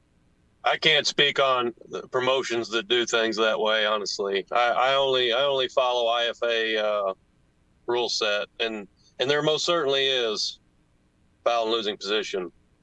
Oh, yeah. I mean, you could see him at every tournament. You'll see him at every tournament. Where are you going that they don't call that? IFA. I can think of a match in particular. I don't want to throw people under the bus, man. I could watch Urbano versus Mike Evola. Urbano, go watch the match. Broke Mike open, pulled his. It was Dilly. I think his name. Dilly. Yeah, broke him open. He slipped out from underneath here, and we're going to straps. It's tough sometimes to tell losing position, and it could have been missed. There's no doubt about it. Catching what is losing position when it's fast like that, it's tough. It's what did you see? Was it level with the peg? We're talking like, on top of that, though, they're deciding if it's got to be also decided if it was an intentional slip or not, right? Slip. Because if it was a regular slip, losing position, then it should be going to the straps, right? But if it's intentional. Listen, two tough positions. It's an accidental slip. I'm gonna tell you that right. No. But it's how the rules. You got to go by how the rules are written and how they're going to read them, not just was it intentional or not, right? It goes by it's a professional elbow type concept of, yeah, you just elbowed out to get the restart. You're saying that's bullshit. You lost the match, right? But yeah, that's ridiculous. Yeah. Yeah, but it's part of the rules. Move. It's a veteran savvy move. I mean, to be able to think like that. And be like, but kind of veteran savvy move would be to be able to hop your elbow just a little bit and get away with it just enough to keep that big guy down, right? I mean, is it not? It's kind of the same type of deal. That's that little bit. It's just a little bit, but there has to be a line, and you can't leave it up to an opinion. If I'm broken open and I slip out, there is no slip. I'm letting go. I'm trying to get the fuck out of here because I'm losing. Any longer, I'm done. So I'm busted open, I'm screwed, and I pull my hand out like this, and we're going to straps. It is blatantly obvious that my hand is not here when it happened. It's way the fuck over here by a pad when it's happening. Anybody in the world can see it. It's the most ridiculous thing I've seen in the world, that you're slipping out underneath and you're over here. I'm not slipping. Another one. But you are trying to move his hand, though, right? You're trying to move his arm the other way. People are trying to get out of there. It's clear as day. People want out. Yeah, but Chris with the strap on, and I know it's dark in here. With the strap on, you can pull like this with your hand broke open. Why can't you pull like that without the strap? I mean, just because the strap isn't there to save you, you slip out. right? You're still But trying to people go like- in that direction. people like Andrew, You're people still like- trying to go. You're still trying to pull. Yeah, you're trying to pull out. Yeah. Look, man, everybody knows that. I mean, there's no way you're not that. People are chalked up. People are trying to get loose. I've had it where what really drives me crazy is when people are trying to bail out like this. They want to get to straps. Whatever way they want to do it, if they're losing or if they got their hand taken, they need to get to straps. And what they're doing is pulling up from underneath you. And I've had it where you've had someone's hand. They're trying to get underneath. They're trying to get away. Can you see me all right? Let me move this down. Yeah. They're trying to get out. And in the attempt of them trying to get away, they get squashed and pinned vertically where you're on top of them and pin them down. And they're calling that a fucking restart. If you're in the middle. That's a win, dude. And it's got to be on this side of the table. That's ridiculous. If somebody's trying to get away. But you're trying to win. So what, like, are you saying you're trying to win? You're not trying to get away. You're trying to win all the time, right? So I get maybe you're trying to get away, but it's because you're trying to not lose. So you're going in the direction that you're trying to go. If you make it to the middle of the table and get pinned, you should just lose because you're on the bottom is what you're saying? Yeah, you tried to get out. You tried to win. Yeah, you got squashed, but in the middle of the table, not on the losing side of the table. Come on, dude. Nobody's trying to win in that position like that.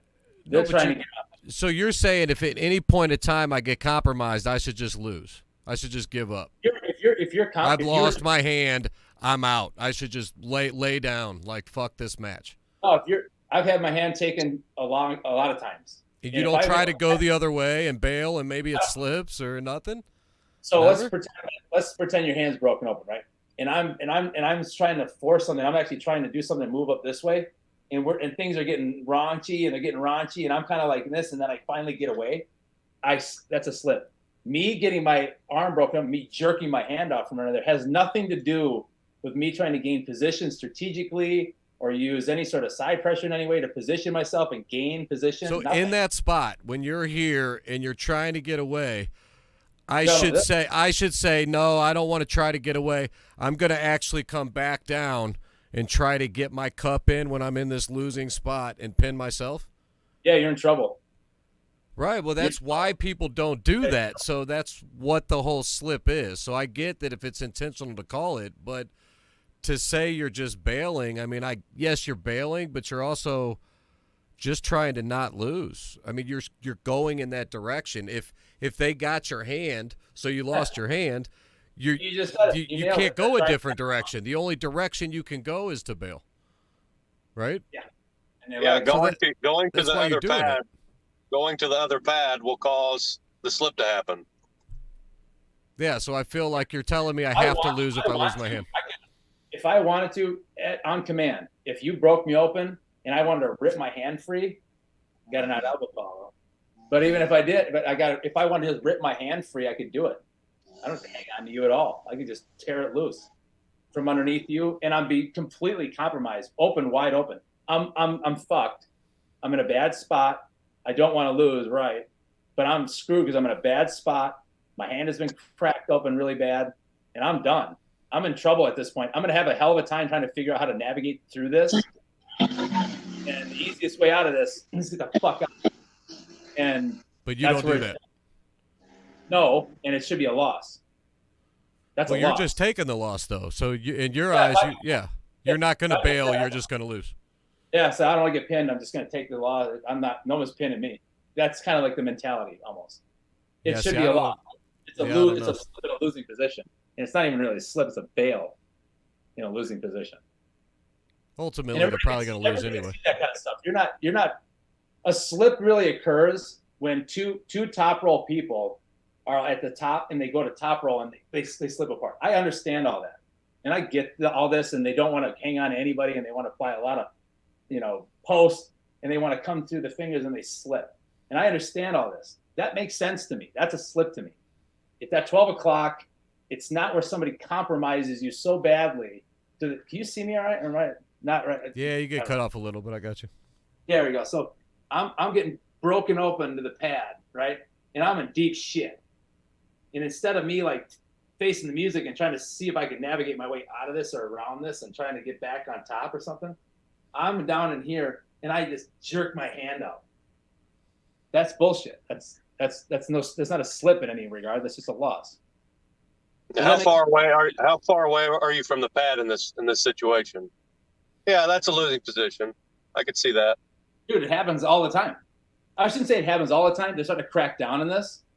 Yeah, but when you were demonstrating, you were way up here, which isn't by the pad. So I was just trying to figure out what you. There are times where guys want to get on underneath. They want to go to straps. They don't feel like they want to try to slip, and then suddenly someone cracks their hand on go, and they're in deep shit because all of a sudden they're vertical, but they're here, and they're trying to pull themselves. Again, I'm gonna try to do this so where you can see me. I don't know where you're at, and they're trying to pull their hand out from underneath here like this to get out, and they get squashed right down. In the process of them trying, and you almost see them as they're getting squashed, they're still pulling back. Right? They're still squished in the table and pulling back still as they're getting pinned into the table. To me, that's a loss. That is not some restart. That's somebody trying to get the fuck out of there and get away. And someone just took them and squished them right down with their hand on top. That's a pin. It sounds like one too, to me, how you're explaining it. So they don't call that. That's a restart. It's because the rule is you can't win or lose in the center of the table. Yeah, if it's in the center, I get why their call is there. So I've had this happen to me at times. It's like I'm thinking to myself, really? You have a vertical pin. It's really what it is. You can't be on any side of the table, and how could you? You have a strong individual trying to pull their hand out. How would I ever move it to a side when they're trying to get away anyway? I'm like capturing him. You can't do it. You can't win though. I mean, that's part of the game. What? It's part of the game, right? If you can't pin him, you can't win, right? You're saying if you can't, like if he was too strong to pull back, that you can't not pin him on that side of the table? Yeah, I'm saying if I have a hold of you, and I don't know where you can see me, if I have a hold of you, and you're trying to get out from under my hand, and I've got it over the top of your hand, and you're trying to get away, and I squish you down right here, as you're trying to get away, it should be a win. It should be a win for the guy who's on top, who controlled his hand, and stopped him from pulling away from it, and pinning him down. Because this guy's running. He's running. It's clear as day. He's running. He's not trying to engage in any way, shape, or form. He's running. Yeah, you would just need to introduce a rule then. You just need to you would want a rule change that says you can't run, and you can't do it, or that on top is that. The rules are just written that you have to pin on a winning side of the table. So that's the only reason they would call that, though. It's not for any other reason than if you pin them in the middle, there should be no call. There shouldn't be a stop of anything. They shouldn't call to restart unless you move it. You could just slide them over to the winning side of the table from down there, and they should call the win. But if you pin to the middle of the table, there shouldn't be a call at all. The match should continue to go because there is no pin. Like, you're not pinned in the middle of the table. So you crack my hand, you squash me down to the middle of the table. It shouldn't be, hey, we're restarting. The match is just still going with my hand in the middle, pinned in the middle of the table, no call, until you either get me on this side of the table or we slip. Oh, okay. Yeah, you can certainly do that. I mean, that's how it should be. Now, they might not be doing that, but that's how it should be. That's how the rule's written, right? The arm wrestlers should not stop. They most of the time they do stop, but they should not stop in the center of the table. Even if both hands are buried in the center, they should keep on arm wrestling until there's a winner on their side of the table. Now, there could be a lot of refs that are calling that because the pullers just kind of stop, and then so they just stop, say, hey, they restart. They both of them stand up like, what just happened, who won, and they look at you like, and you just have to restart it because they quit. There should not be a call at all. Like, if you pin to the middle, all you got to do is drag his hand over to the winning side of the table, and then the call would be your win. Right. If they were correct. Yeah, and that's oftentimes harder said than done. How many times has Jerry pinned Michael with Michael's hand on top? There's a way for the guy to win with his hand on top, or to lose with his hand on top. Sure, yeah, no problem. No, I get it. Listen, if your wrist is compromised, there's certainly ways that people can. That's why it has to be on your winning side of the table and not in the center. It has to be over here. That match with Scott Wynn and Tony Weikley at at Nationals in Joliet. Yeah. You were there, right, Chris? Yeah. Do you remember that match that Scott was making a big fuss about because he got pinned with on the top? He had control of Tony's hand. Tony went into flop press and pulled him down. He held on too long and came up, and they called it a pin from him pinning his own hand. He had full control of the hand, and he was complaining that it wasn't a pin. You know. Yeah, that's a very, very tough call, man. That's a tough. To me, I mean, in that case, should that not have been a win for Tony because he was bailing? He lost his hand, but he pulled him all the way over and pressed him down. Where am I on the screen? If you can see me, if you're actually proactively trying to get to a pin pad, I understand that. What I'm referring to is guys who are trying to get that out. Have lost it. I got you. They've gotten broken, but they're trying to get away. You can almost see them as they're getting squashed. They're like pulling out like that. There's nothing that they're trying to do anything. It looks like I had a match with Devin Bear at Joliet. It was like that, where he just cracked my hand, you know, and I was through my palm. My pressure's coming through my palm, so he's got my hand. I'm coming this way, and I slip out. They give me the straps, but I think I should have been an elbow. And yeah, man, I could have taken that loss too. If they would have told me I lost, I wouldn't have complained, you know. Yeah, I lost pretty quick once I was strapped up to him. I always leave it up to. I mean, refs have a tough job, so they're trying to call these things, and that's really where they really need to be focusing and paying attention is on those things. In my opinion, going back to the beginning of this, is letting the fractional elbow thing, these little elbow fractions that are seconds, short distances of milliseconds. Let these guys bang. There's tons of that. It's been going on since the dawn of time, whether from the lunch table to last week to tomorrow at Michigan State. You're gonna have guys bobbling around a little bit all the time. You just got to kind of just let things roll. You don't get caught up in this stop matches for every single reason, because then tournaments are going on till fucking 10 o'clock at night, and people are like, oh my god, you know, all these restarts, all these foul here, stop. It's like, just stop already. You know, please. Do you think it's easier on the ref your way or our way? My way be easier on the ref, 100%, dude, 100%. I 100% disagree. I understand, Andrew. I get what you're saying. Like, it's easy for me to discern, like, black and white. Like, did I see error or did I see daylight or not? And if I could say yes, I did, I call it. You know, I understand how simple that is. What I'm saying is that you, as a referee, and being somebody who actually competes yourself, you absolutely know when it's bullshit or not. You know what something is like egregious or not. You just know. Everybody knows this. That where these little things that are happening, you kind of just let them roll. You see them. I would see them and just not say a thing. I just say, guys, watch your elbows. There's nothing wrong with me saying, hey guys, watch your elbows, and they're correcting all these mistakes that happen, and they're not staying floating in the air and shit. There's none of that stuff. It's just these little infractions. Let this stuff go. Take the pressure off the referees. Let these little hops happen in the matches. They're going to find that these matches are going to start being wars. There's not going to be a lot of, if something comes off the perimeter, that's a foul because you're leaving the perimeter of a pad, right? You're gaining some massive advantage by coming off the front to gain height, or off the back to get drag. All that little stuff. If it's just an inch off the back, is that an advantage? So yeah, 100%, man. I mean, you're leaving. How come it's not an inch off the pad isn't an advantage? How come it's only off the perimeter and it's not the hop? Why is there not an advantage this way, but there's an advantage this way?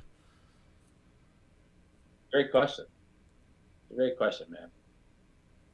And I want to know. I want to know how you're going to tell Dan Mosier to watch his elbow when, by the time you realize he elbowed, he pinned the guy, he's walked off hugging his wife, and you're standing there thinking, "Hey, watch your elbow. It's over." Yeah, no. Yeah, you wouldn't be calling a lot of that stuff. I mean, you'd have to really see some massive. The down refs who are looking at elbows have to see some massive, pops of like, I'm talking like massive. You have to see a lot of daylight to be a real problem in my mind. That's because you go to practice every week. Your guys are daylighting their elbow once in a while. It happens. It's not like everybody's just sitting there floating their arm in the air. That's not how we practice. That's not how we compete. We're not practicing in midair. So everybody's elbows is down, and sometimes it kind of pops a little bit. But everybody knows that that's just part of the practice and part of the grinder matches you get into, and it's fun. There's nothing that you're gaining in sort of an advantage. It's not a. I'm not. If I raise my arm this much, I'm obviously gaining a lot of height to do something, right? If I'm literally blipping, you can't fractionally. There is absolutely no way that in any shape or form is assisting me in some sort of way. Chris, if 2 inches is 100% of health, right? If I come up 2 inches, I have given myself a 100% clear advantage, right? That's a good example of a foul to me as a ref. Yes. Okay, if that's 100% of an advantage, then a half of an inch would still be what, 10%, 20%? Well, 50 would still be an advantage. If it was a 1 inch, it would be half. It would be a 50% advantage. Oh, I got you. Right? So you go 2 inches is 100%. That's way too much. He gained an advantage. If you cut it in half, an inch that you would let go is still a 50% advantage that I gained from hopping. Right? It's always an advantage. I totally see where you're coming from, and it makes sense. Like you don't want. It makes sense. The issue is being able to regulate it. It's usually not. It's not insinuated by the person who's the infraction is coming from. It's usually from somebody else jerking somebody or doing something, and they're almost like almost a hang on. Almost that's my point. These little things can come from someone, just a quick jerk from somebody else. And I said it didn't sound like I gained anything. It's just their jerk popped me because I hung on to them. I didn't just let their hand go. I hung on to them, and in that fractional jerk, it kind of popped my elbow off a smidge. And that happens constantly. But those are the things that I'm talking about, letting go. It's incidental. It had nothing to do with me. I'm not trying to get my elbow higher and do shit. That's not what's happening in any of these things. You're just in the middle of a match. We're talking fractional. Mm-hmm. And I think you guys know what I'm talking about. Now they have guys that are looking in there with a magnifying glass to see when the hell can we stop this and save this guy's life. And people who love the opportunity, this puts people in the match now. If they can't compete with somebody who's maybe their only hope at this point is, I hope this guy fouls. I really hope this guy fouls, because if he fouls, I got a shot. And so they're all about it. They're all about stuff like this, because now you can put some rules in place that, man, if there's any, God, I cross my fingers. And then you talk Don Underwood. People would have victories on Don Underwood just because they're hoping, I hope this guy fouls. And then that way I can win and beat Don Underwood now. And that's what I'm saying. I get it. I totally get it, man. I just think the regulation of it and not giving them a black and white makes it not work. It'll just be a lot of opinions. It'll just be a lot of opinions. But I feel like I could do what you want. Like, I swear there's times where you see that elbow and you can let it go. Like, it can be done. The problem is there's a lot of shit going on. So 90% of the time that might be an easy call to say let it go. But there's 10% of the time that maybe you should have let it go, but you were looking somewhere else, and you just have to make that decision right then. And the most recent stuff that I have is the IFA stuff, where this all stemmed from. I think if you went back and you watched any of the matches that I had at IFA, if you went back and watched in any of those elbow fouls, if you could tell me that those were caused because I was like somehow leaping to some advantageous position. Okay. I don't believe that I was. Were you in losing position or an offensive position? Sometimes losing, sometimes winning, sometimes neutral, I think. Sometimes you're in a grinder and something happens. I guess if I went back and looked, one of the calls that they had on that what's his name? Dilly? I don't know. Wallace Dilly? Wallace, yeah. So they called him for coming across the center of the table, which this is the first time that's ever happened to me. That was the first time that call went my way. When he went to press, he came across. I remember feeling like he came right in my lap. I'm like, holy shit, you're close, man. And then they called. This is the first time they ever called over center table. Shoulder. Can't come over center table. That's the first time it's ever happened to me. When that happened, so that was a first. Did you agree with that? Yeah, I agree with it because I thought it was abnormal. When he went to press, he came all the way across the table to get behind himself to try to press, and he came all the way over by me. Like his head was. I mean, if we're wrestling, his head is like here to do it. I mean, some backyard arm wrestling, we could let this shit go, but I'm like, if I'm trying to maintain, my space, you're invading my space, so I get coming across the table like that, especially people who are taller. So usually when I pull supers, this is when I run into pressers, guys who lay on your shit, guys who climb on top of you and lay on you, and nothing is ever a fist distance away. They basically just lay right on you, and usually they let it go. But yeah, it's a tough thing to deal with. I say just get rid of the elbow hops, dude. That's my thing. Or go to running fouls and just keep matches going, because it's just not good for the sport. But I mean, everybody's going to run them how they're going to run it. People are going to run tournaments how they're going to run it. And when I took that poll, it was 50-50, ironically. It started off 70-30, and as time went along, it became 50-50. So how many votes did you get? I only kept it open for like 7 days, and I think it was like just shy of 50 votes. Okay. I mean, the sample size wasn't awesome, but I mean, if somebody ran something longer and they kind of looked at this and promoted it more out there to the masses, I mean, this is something you guys could look into, like especially these rule changes.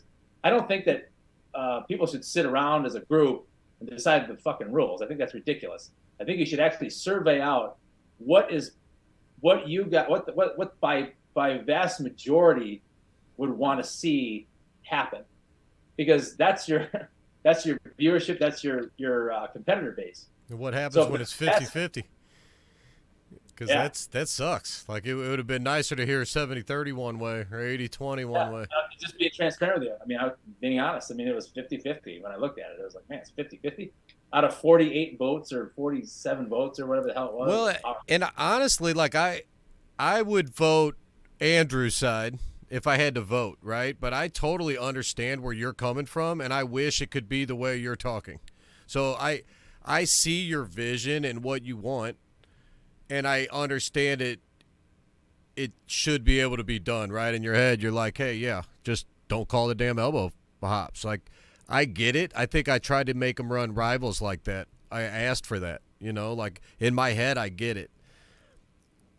I see the problem logistically, I guess, with having refs do it. It's hard enough to have refs like even know the rules how they're supposed to be now.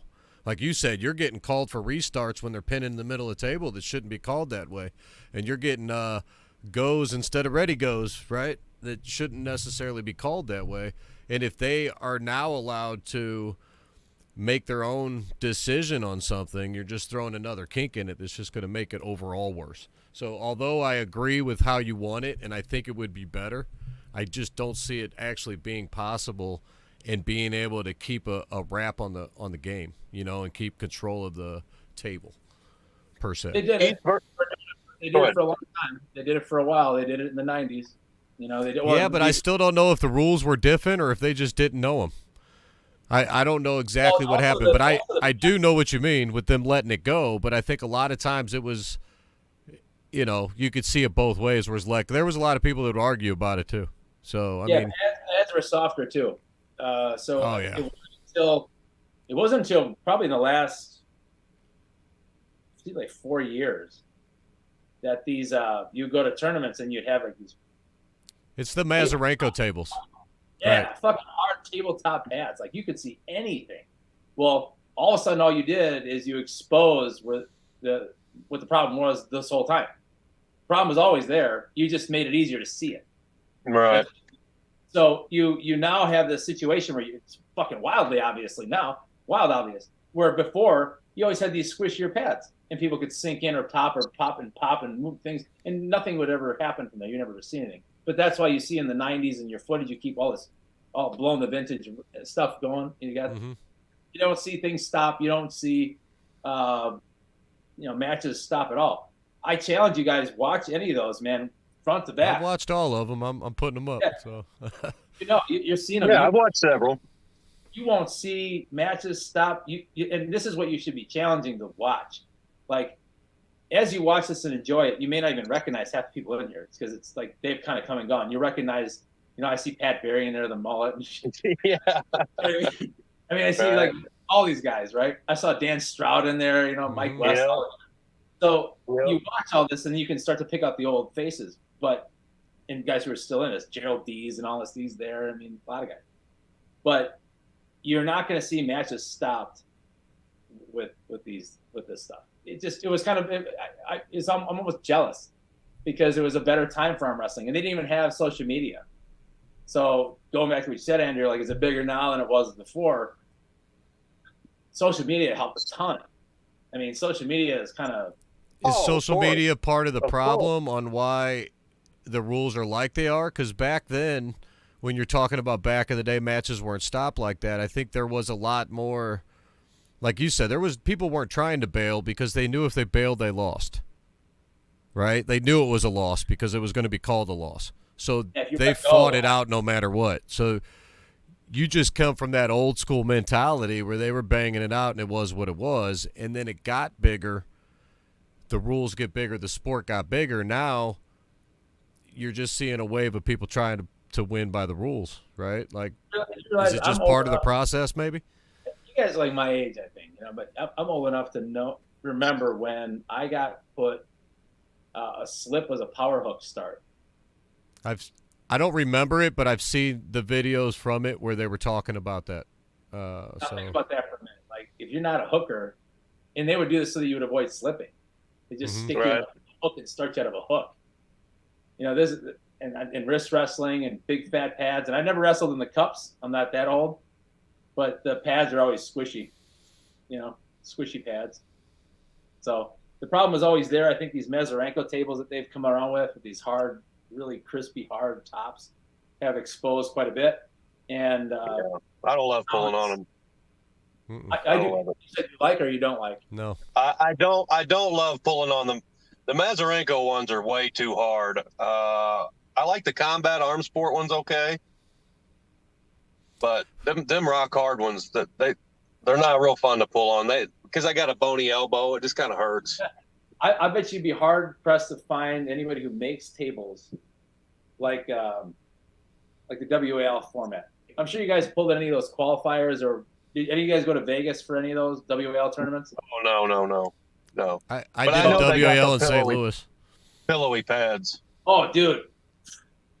Absolutely. They're awesome. They're like, I remember it's such a wild thing because you're thinking, man, this is fucking squishy. It's almost strange. When you go from like one of those, like you're talking about, to that, it's different. And it can be a little bit of a mind fuck because I'm not used to this. I'm not used to this at all. This is strange. But if every table is made that way, people would just adapt in that way, and they would just, the same things would be happening, but you wouldn't see as much. A lot of the problems that you're bringing up, and a lot of them are very warranted, is because of the lack of consistency. And when you travel around to different states, some guys will use this table, another guy will use this table. Some rule set here, Florida's different, Georgia's different, blah blah blah. So you're experiencing different ways as you go around, and probably can get confusing. I mean, I didn't pull that long, but it gets confusing when you jump around from. I know when we went to Kansas City, they did the WAL setup, close your thumb, close your hand, go, and I had a hell of a time figuring that out because I'm used to Leonard. I'm used to Leonard's way. That's who I was ref probably 90%. Well, him and Pat and Bill and them, 90% of the matches I've had. So I go over there and they do the WAL, and it was a big shot. It was a big change. It was tough to get used to. So I can imagine going around, you get get confused and inconsistencies between clubs and promotions. Well, at the end of the day, our job is to, and we're all trying to promote the sport, make it more interesting to watch. I think that the reason that you're losing out to things like slap fighting, and that's more interesting, and I just feel for arm wrestling. I mean, it just has never kind of gotten out of whatever it's in, and then become mainstream. And there's been fleeting moments where it has, and there'll be something else that comes along and kind of catapults it higher. I think what's going on right now is fantastic. I think social media is awesome for this sport. I mean, if they didn't have social media, this would still be a barroom sport, period. It would still be a Bill's Barrel Inn. It would still be that. Because social media has influenced this thing, and it's so much is viral, and now the videos, and people can train, and all that stuff has been going on, that has catapulted the sport substantially. No one can argue with that. Now, if it's, okay, we want to have pay-per-view. We want to be able to pay, athletes more. We want to be able to have them come in and fly them in and have them in these matches. You're not going to do all this sponsorship money and flying them in so they can float around for 2 seconds, go as said twice, and a winner was awarded. That kind of stuff is not going to be good for promotion, and it's certainly not going to be good for the viewership. And the guy who paid his $14 to watch the East versus West, he's there to see awesome matches. He wants to see grinder super matches that are awesome. And I think in this last one, you saw that, controversial or not. You saw great super matches rocking and rolling, and they're not the ticky-tack bullshit. They're letting all that stuff go, and that's why they're gaining popularity. And they figured out England's doing smart things. Monster Factory, same scenario. I think Luke was the ref, I think, right? In this last one. Mm-hmm. So yeah. Luke's letting shit roll, and I think it's fantastic. I mean, you can watch, if you go back and be real anal about it and really examine it, you're going to see elbow hops. And they were letting them roll, and I think that was great because it kept matches going. It makes things interesting. It's a chess match because, in my opinion, matches start when the match stops. That's when they really start. So that's when things get really interesting, because anybody can flash somebody or catch someone in a setup and go and blah, blah, and that happens a lot. But boy, when it stops, man, that's when fans can get behind it. And that's what arm wrestling needs, because it is such a quick sport, fractions of seconds in. It can be sometimes uninteresting, but you need to keep those matches rolling when you can. But well, it seems like the 50-50 holds true, because it doesn't seem like Andrew's budging any. Doesn't seem like you're budging any. So maybe 50-50 is true and it's across the board. If that's the case, then what do you think is the next step to make something happen for the better if we don't know what the better is? If everybody's right down the middle. If that's the case and you want to call them fouls, in my opinion, you just change the rules. Like, for example, if I false start, is it a foul or a warning? Warning. Great. So if I elbow hop, it's a warning. If I move in a ref side grip, it's a warning. So why is a false start a warning, and I get 2 of them, but moving in a ref set is an instant foul? Or if I fractionally do something in the moment of a match, that's a foul and not a warning. Well, the reason in the ref script is because you're in a ref script normally because you've already taken too long to set up in the first place. So you're in a ref script because now it's my turn to run the show, and it is what it is, and we don't have any more time for you guys to be dicking around. I believe that's why the rule's written for no fouls in the ref script. As far as the elbows, I don't see why not, but would you be okay then of a little micro hop is a warning and a second micro hop is a foul? Yeah.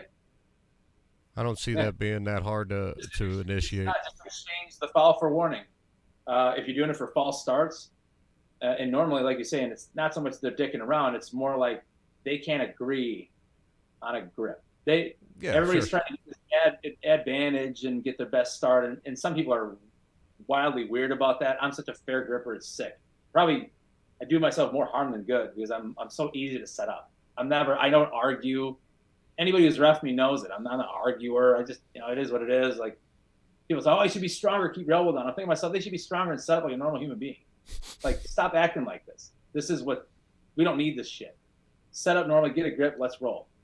Yeah, but not everybody's like you. And there's guys that are going to there's guys that are going to jack around, and when you take Michigan State tomorrow, how many entries? I mean, just imagine if we didn't foul people. Yeah, imagine if we didn't foul people in a ref script. You'd be there till Tuesday, right?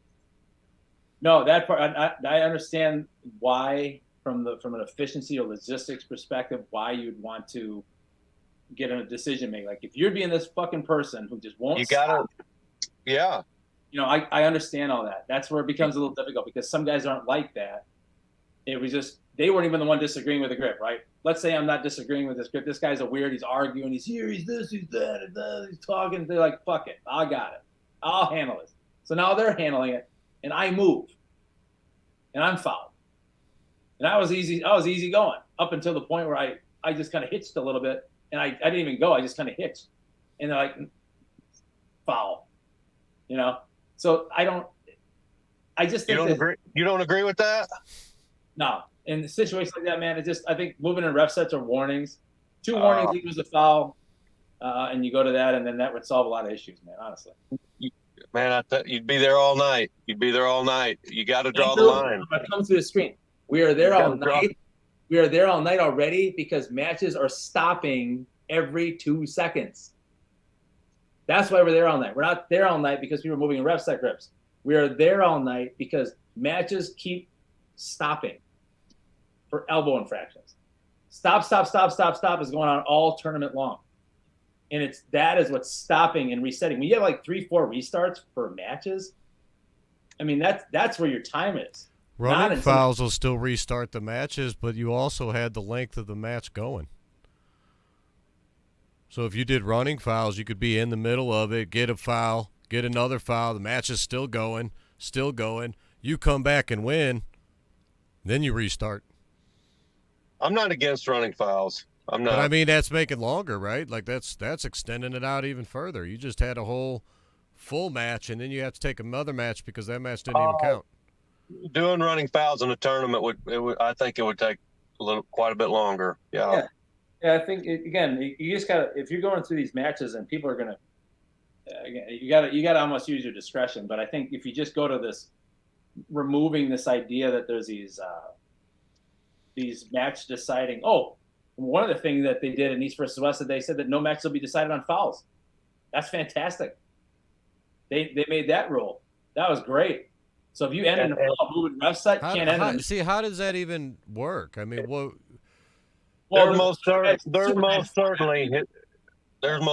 has been matches decided on fouls, most certainly, because of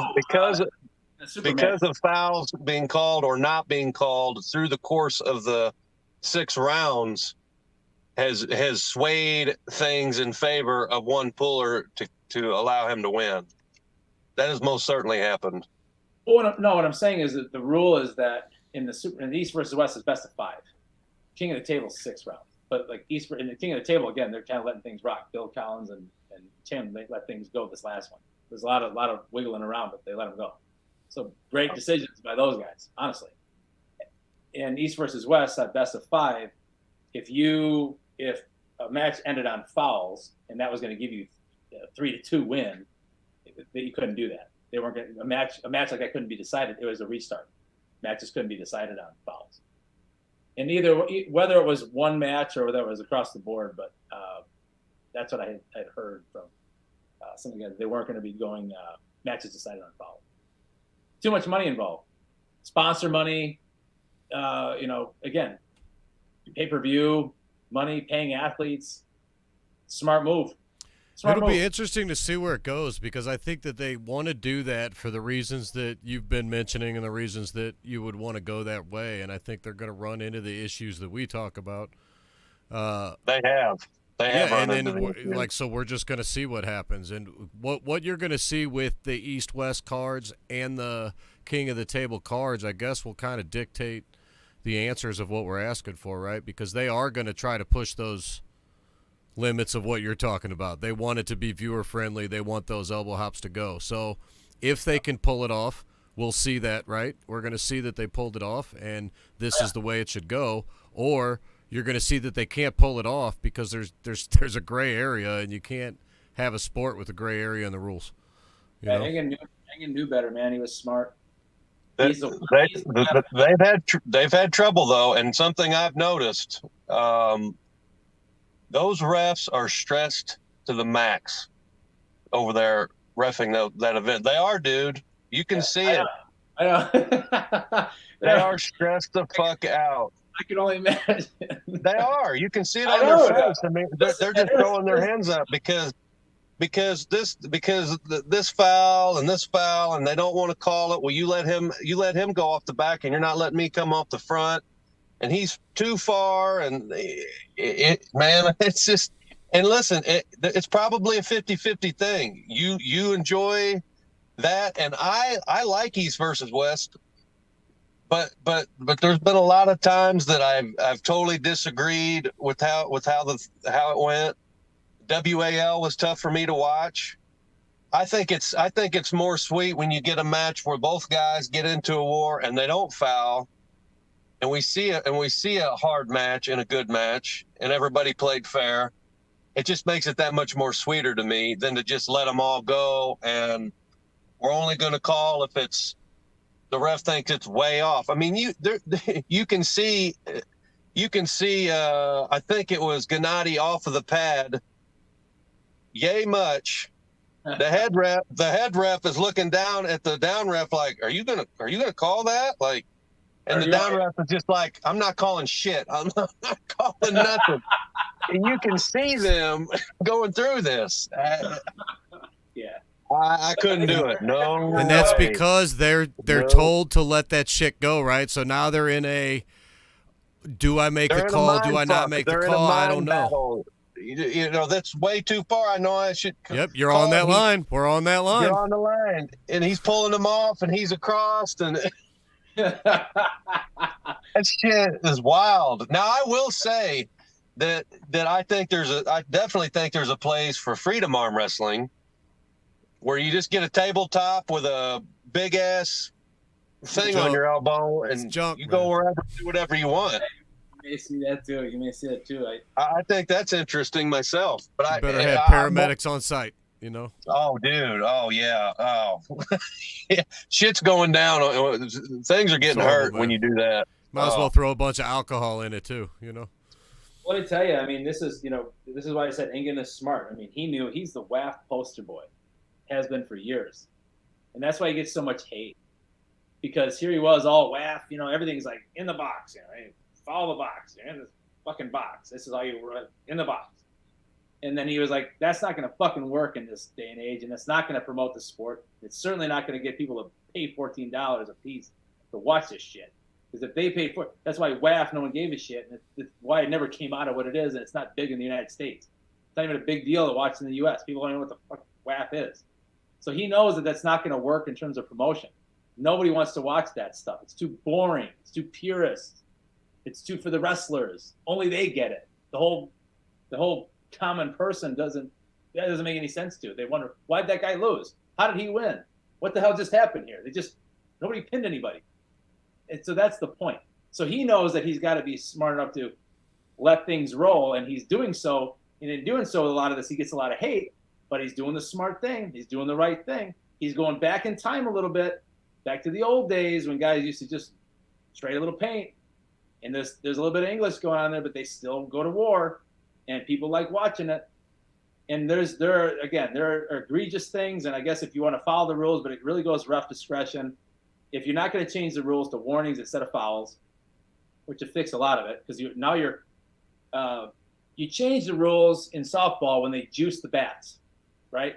They started changing the way they made the balls, because when they started coming out with these, when I was like in my early 20s, and the DeMarinis and these fucking bats that they were juiced to the max, and you could smoke balls out of the park, hit the lights. They had to make adjustments because the bats were getting so juiced that they made the balls softer. You see what I'm saying? So if you're making these hard tabletop pads like a tabletop, well, of course I'm going to be able to see any little thing that's going to happen now. I have to change with that. If that's going to be the standard of pad we're running with, we're going to see all kinds of shit, because we used to have a soft pad. We didn't see it as much. So we didn't have to worry about the rules as much. But now we're changing the device that we operate on. I can see that. And now all of a sudden, well, we're not changing with anything. Now we're going to stay with the same rules. rules were always maybe the rules back then. You just didn't see as much. Leonard did try to get some pads put into place that he had them out for a while. They were the Mazurenko pads for those tables, but they had a little lip around the edge of them. It was only about a quarter of an inch, a little round lip all the way around. And I loved those pads when he had them because you could actually feel your elbow when you were on the edge, so you could tell you were there before you got called off. But it also gave you that quarter of an inch, right, for the ref's level. When they're seeing them, your elbow was a quarter of an inch down. Yeah. In their eyes, right? So you actually had a little bit of a leeway where they wouldn't see that daylight. It was a beautiful thing. He couldn't get it to go through because they kept ripping, and he couldn't just get it to maintain. So they couldn't get it passed through. That was back when he was still WAF. So he was trying to get it actually imposed to use them, and he couldn't get them done. But those pads were pretty phenomenal. I'd be cool with that for sure. Was that before your time, Andrew, when he had those pads? Because they brought them to Brewski's a few times. Yeah, I don't remember any of that. Yeah, they were pretty cool pads, man, and it did make a difference. I mean, that a quarter of an inch is enough to stop what you're talking. The real micro hops that you mentioned are less than that quarter of an inch. You wouldn't see them at all, so the ref couldn't even call it. Yeah, I've been fortunate enough to practice on years ago on the old school guy had the circular pads. Basement table, they're straight across. Mm-hmm. They're not even offset. You know, the old what do you think of that? Straight across pads. Do you like it better or worse? No, I think from a safety perspective, it's important to offset them. 100%. You broke more 100%. arms. You broke more arms. Got to be offset to prevent injuries. Yep. I was talking to Scott Wynn about that. He said there's absolutely no safety whatsoever from that's been proven, and he says it's just set for hookers. No. I disagree. You're already by offsetting. You're already no give. Otherwise, you're applying so much of this that you're already on the edge. Yeah.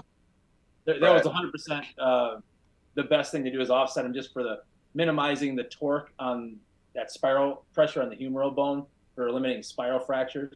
So that was a smart move to do that.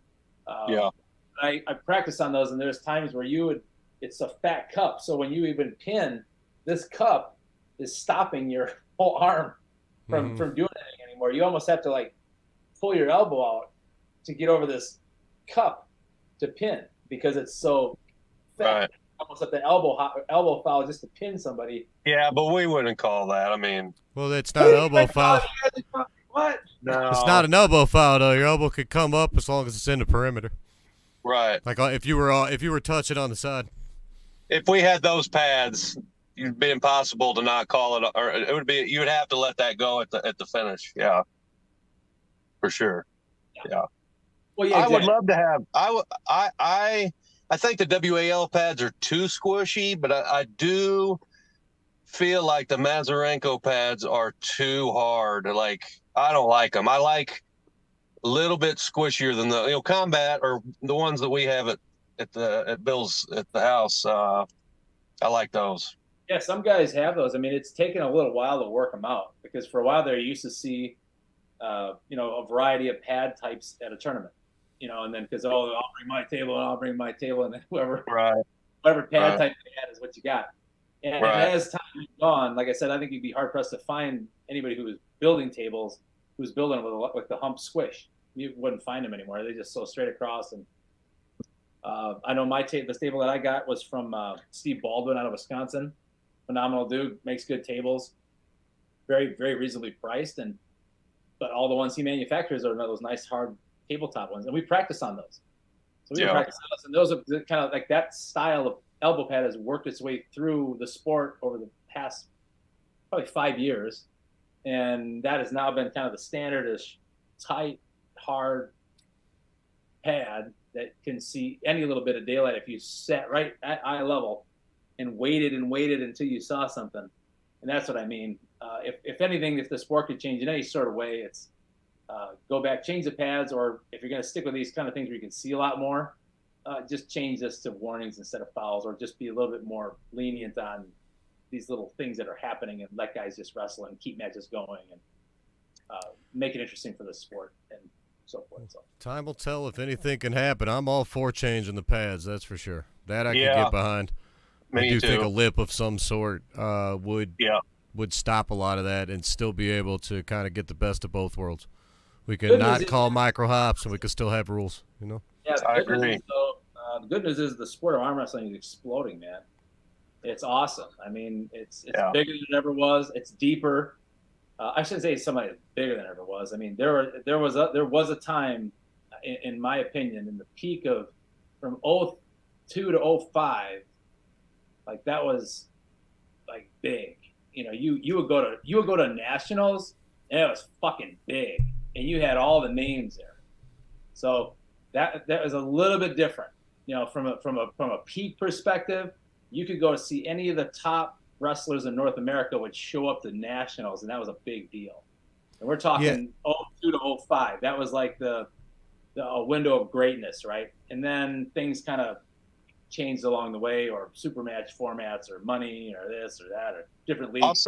I'll say 2014 to 17. Also, you had Zloty, Russian A1, Arnold, WAL. You had WAF still.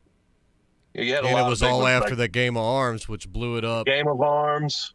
Yep, that was a big time. That show was massive for injecting, and they did it. And the smart move from Kaplan and those guys at WL is they did it on the heels of that, and they launched that right on the heels of Game of Arms, and it was genius. Yeah, and it blew up. I mean, both of us came from that just because of that alone. So Yeah, But I think I've never seen a reality show arm wrestling, and nor will you probably. Hopefully, they I know they filmed the season 2, and hopefully we eventually get to see that. I'm sure that there's some rights to this, or there's some sort of A&E's not doing docu-series anymore, or whatever the reason is. yeah, I don't think you'll see that one. It would be great to see it, especially it would be. because I the agree. right timing of something like that, and something that's going to come on the heels of that season 2 release. You could see another injection of interest in the sport again, and it just That'd be great. that whole thing that happened back then, it injected a lot of guys in the sport. The internet, social media has injected a ton of guys in the sport. It's so easily accessible now. And they're now they've been in the sport for 3 to 5 years, and they're starting to get very strong and powerful. And guys you never fucking heard of in your life. They're coming around, and they're bad dudes, man. Yep. Bad dudes. You never heard of them before. You never would. But that's the whole sport. That's the way it's supposed to be. And the deeper this gets, the more of these unknowns are, who the hell are you? Well, they've been wrestling for 5 years. You know, they've been doing this. They've been training. They've been watching all the YouTube videos. Cat's out of the bag, man. There's no secrets anymore. People are watching on YouTube and following along in their programming. Testing. Hell yeah. I think it's great. Awesome. It is great. By the way, I totally agree. here's what I will tell you. I will say your tournaments, strongest badge.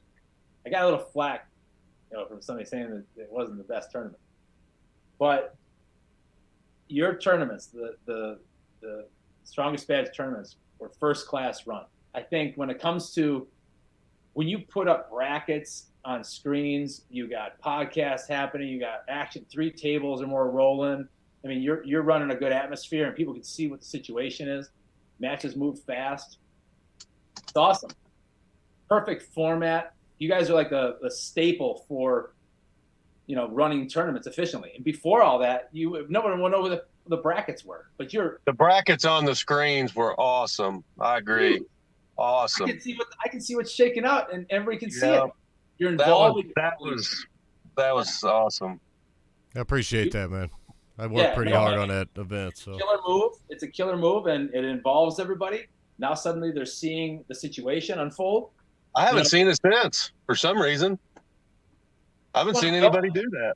Zloty was the only one that I ever saw do that other than Bill. it's my own program, man. I run my own bracket system, so I create that whole. And in fact, this year, everybody will have access to that on their phones, so they could pull up that pit screen on their phone. Oh, nice. Wow. Smart as hell, dude. Beautiful.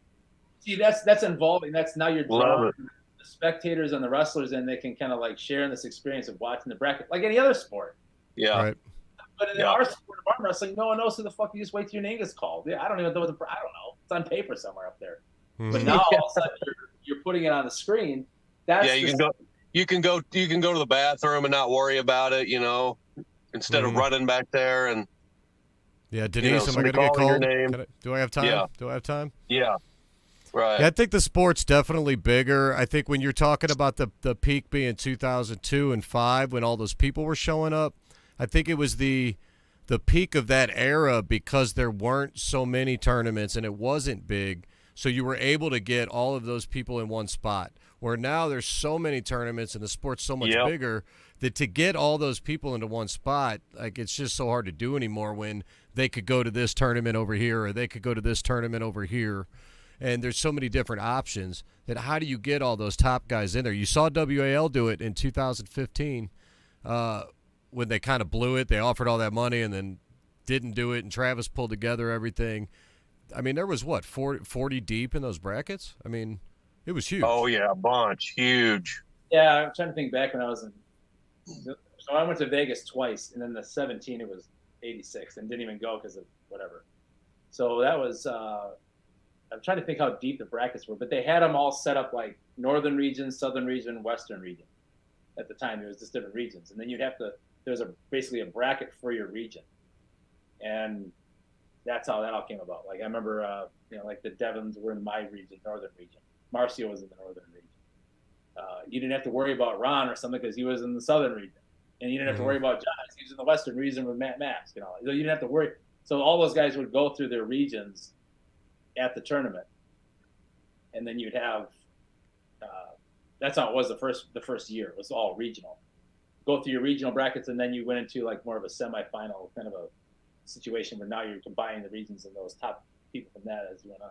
But yeah, there was probably easily from all the regions, you're right, probably 40, 50 deep. Yeah, and it's top guys. So if you could get everybody together, it would be way bigger than it was before. It's just a matter of can you get everybody on board to go to the same tournament? That's all. That's well, true. That's, I was gonna say, it comes down to money, and I think if people are going to give away, like they start going away from this idea of trophies almost suddenly, right? And I'm not saying that you have to, but sometimes people chase these trophies, like the strongest badge trophy, the Gorillas in Michigan. I know that the what's the alligator, the Louisiana State used to have the alligator gator or something, yeah.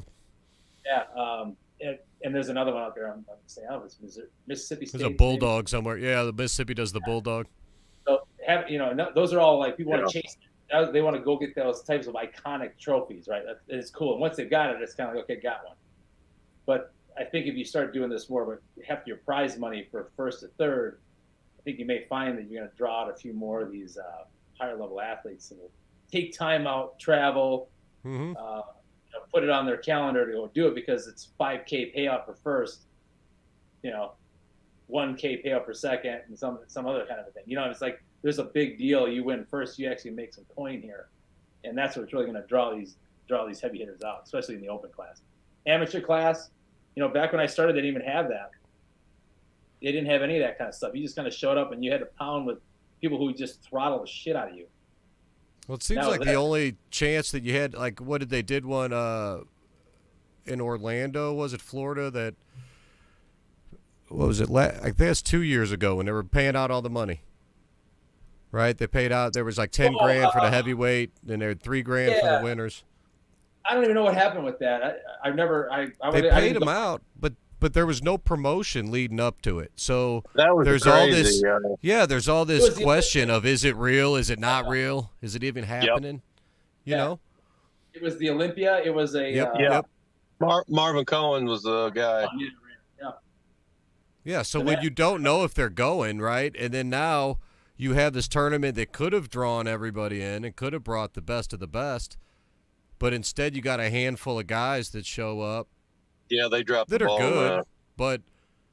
but let's be real. Would those guys that have won would have won if there was 60 people in each class of the top killers? I mean, yeah, right. Anything could happen at that point, Especially if you let matches go, dude, and you let wars happen. So that's what fucks up brackets right there. You have wars in a tournament scenario, and you're not stopping it for like ticky-tack and fractions, and you have major game changers. Oh, yeah. You throw a stick in the spokes of this guy's journey to the finals. I think about Mike West, man. I mean, Mike West comes to my mind. That dude has wrecked more tournament brackets, dude. in a hook than anyone else, man. And for how long, man? For how long has he been doing it? You know, our day, everybody's day. Yeah, and the guy, right. I mean, you hope that you see him. You got him in your bracket, and he's just going to war with these guys. You go to fucking commercial break and come back, and he's still in a hook, and you just keep watching this play out. It's great, but that's what I'm saying. Those letting things go and let matches go longer give you more wars, change more outcomes of tournaments, prize money to get a little more interesting, because then it becomes very interesting how to navigate through a bracket that's going on like that. So. Well, I hope that works out for you like that tomorrow at Michigan State. You are competing, right? 242. Yeah, hopefully they don't call you on any elbow fouls. I don't want to hear any hops. They let it all go. I hope you win all your matches. You come back with a golden gorilla. And I appreciate you getting on and talking to us. So yeah, man, I value your opinion. So it's good to talk. Likewise, guys. You guys are ahead of your time on this. Keep doing what you're doing. I mean, it's great for the sport. It's little things like this that are actually helping to propel, because people can start to follow these things and get involved in a little bit more. So whatever you're doing, keep doing it, man. You guys are doing phenomenal. Well, I appreciate it. And I know you're going out of town, but if you can make it down to St. Louis, man, we'd still love to have you. I'll see what I can come up with. All right, man. Thanks again, Chris, man. We'll talk to you soon. All right, buddy? Keep your left up. Thank you.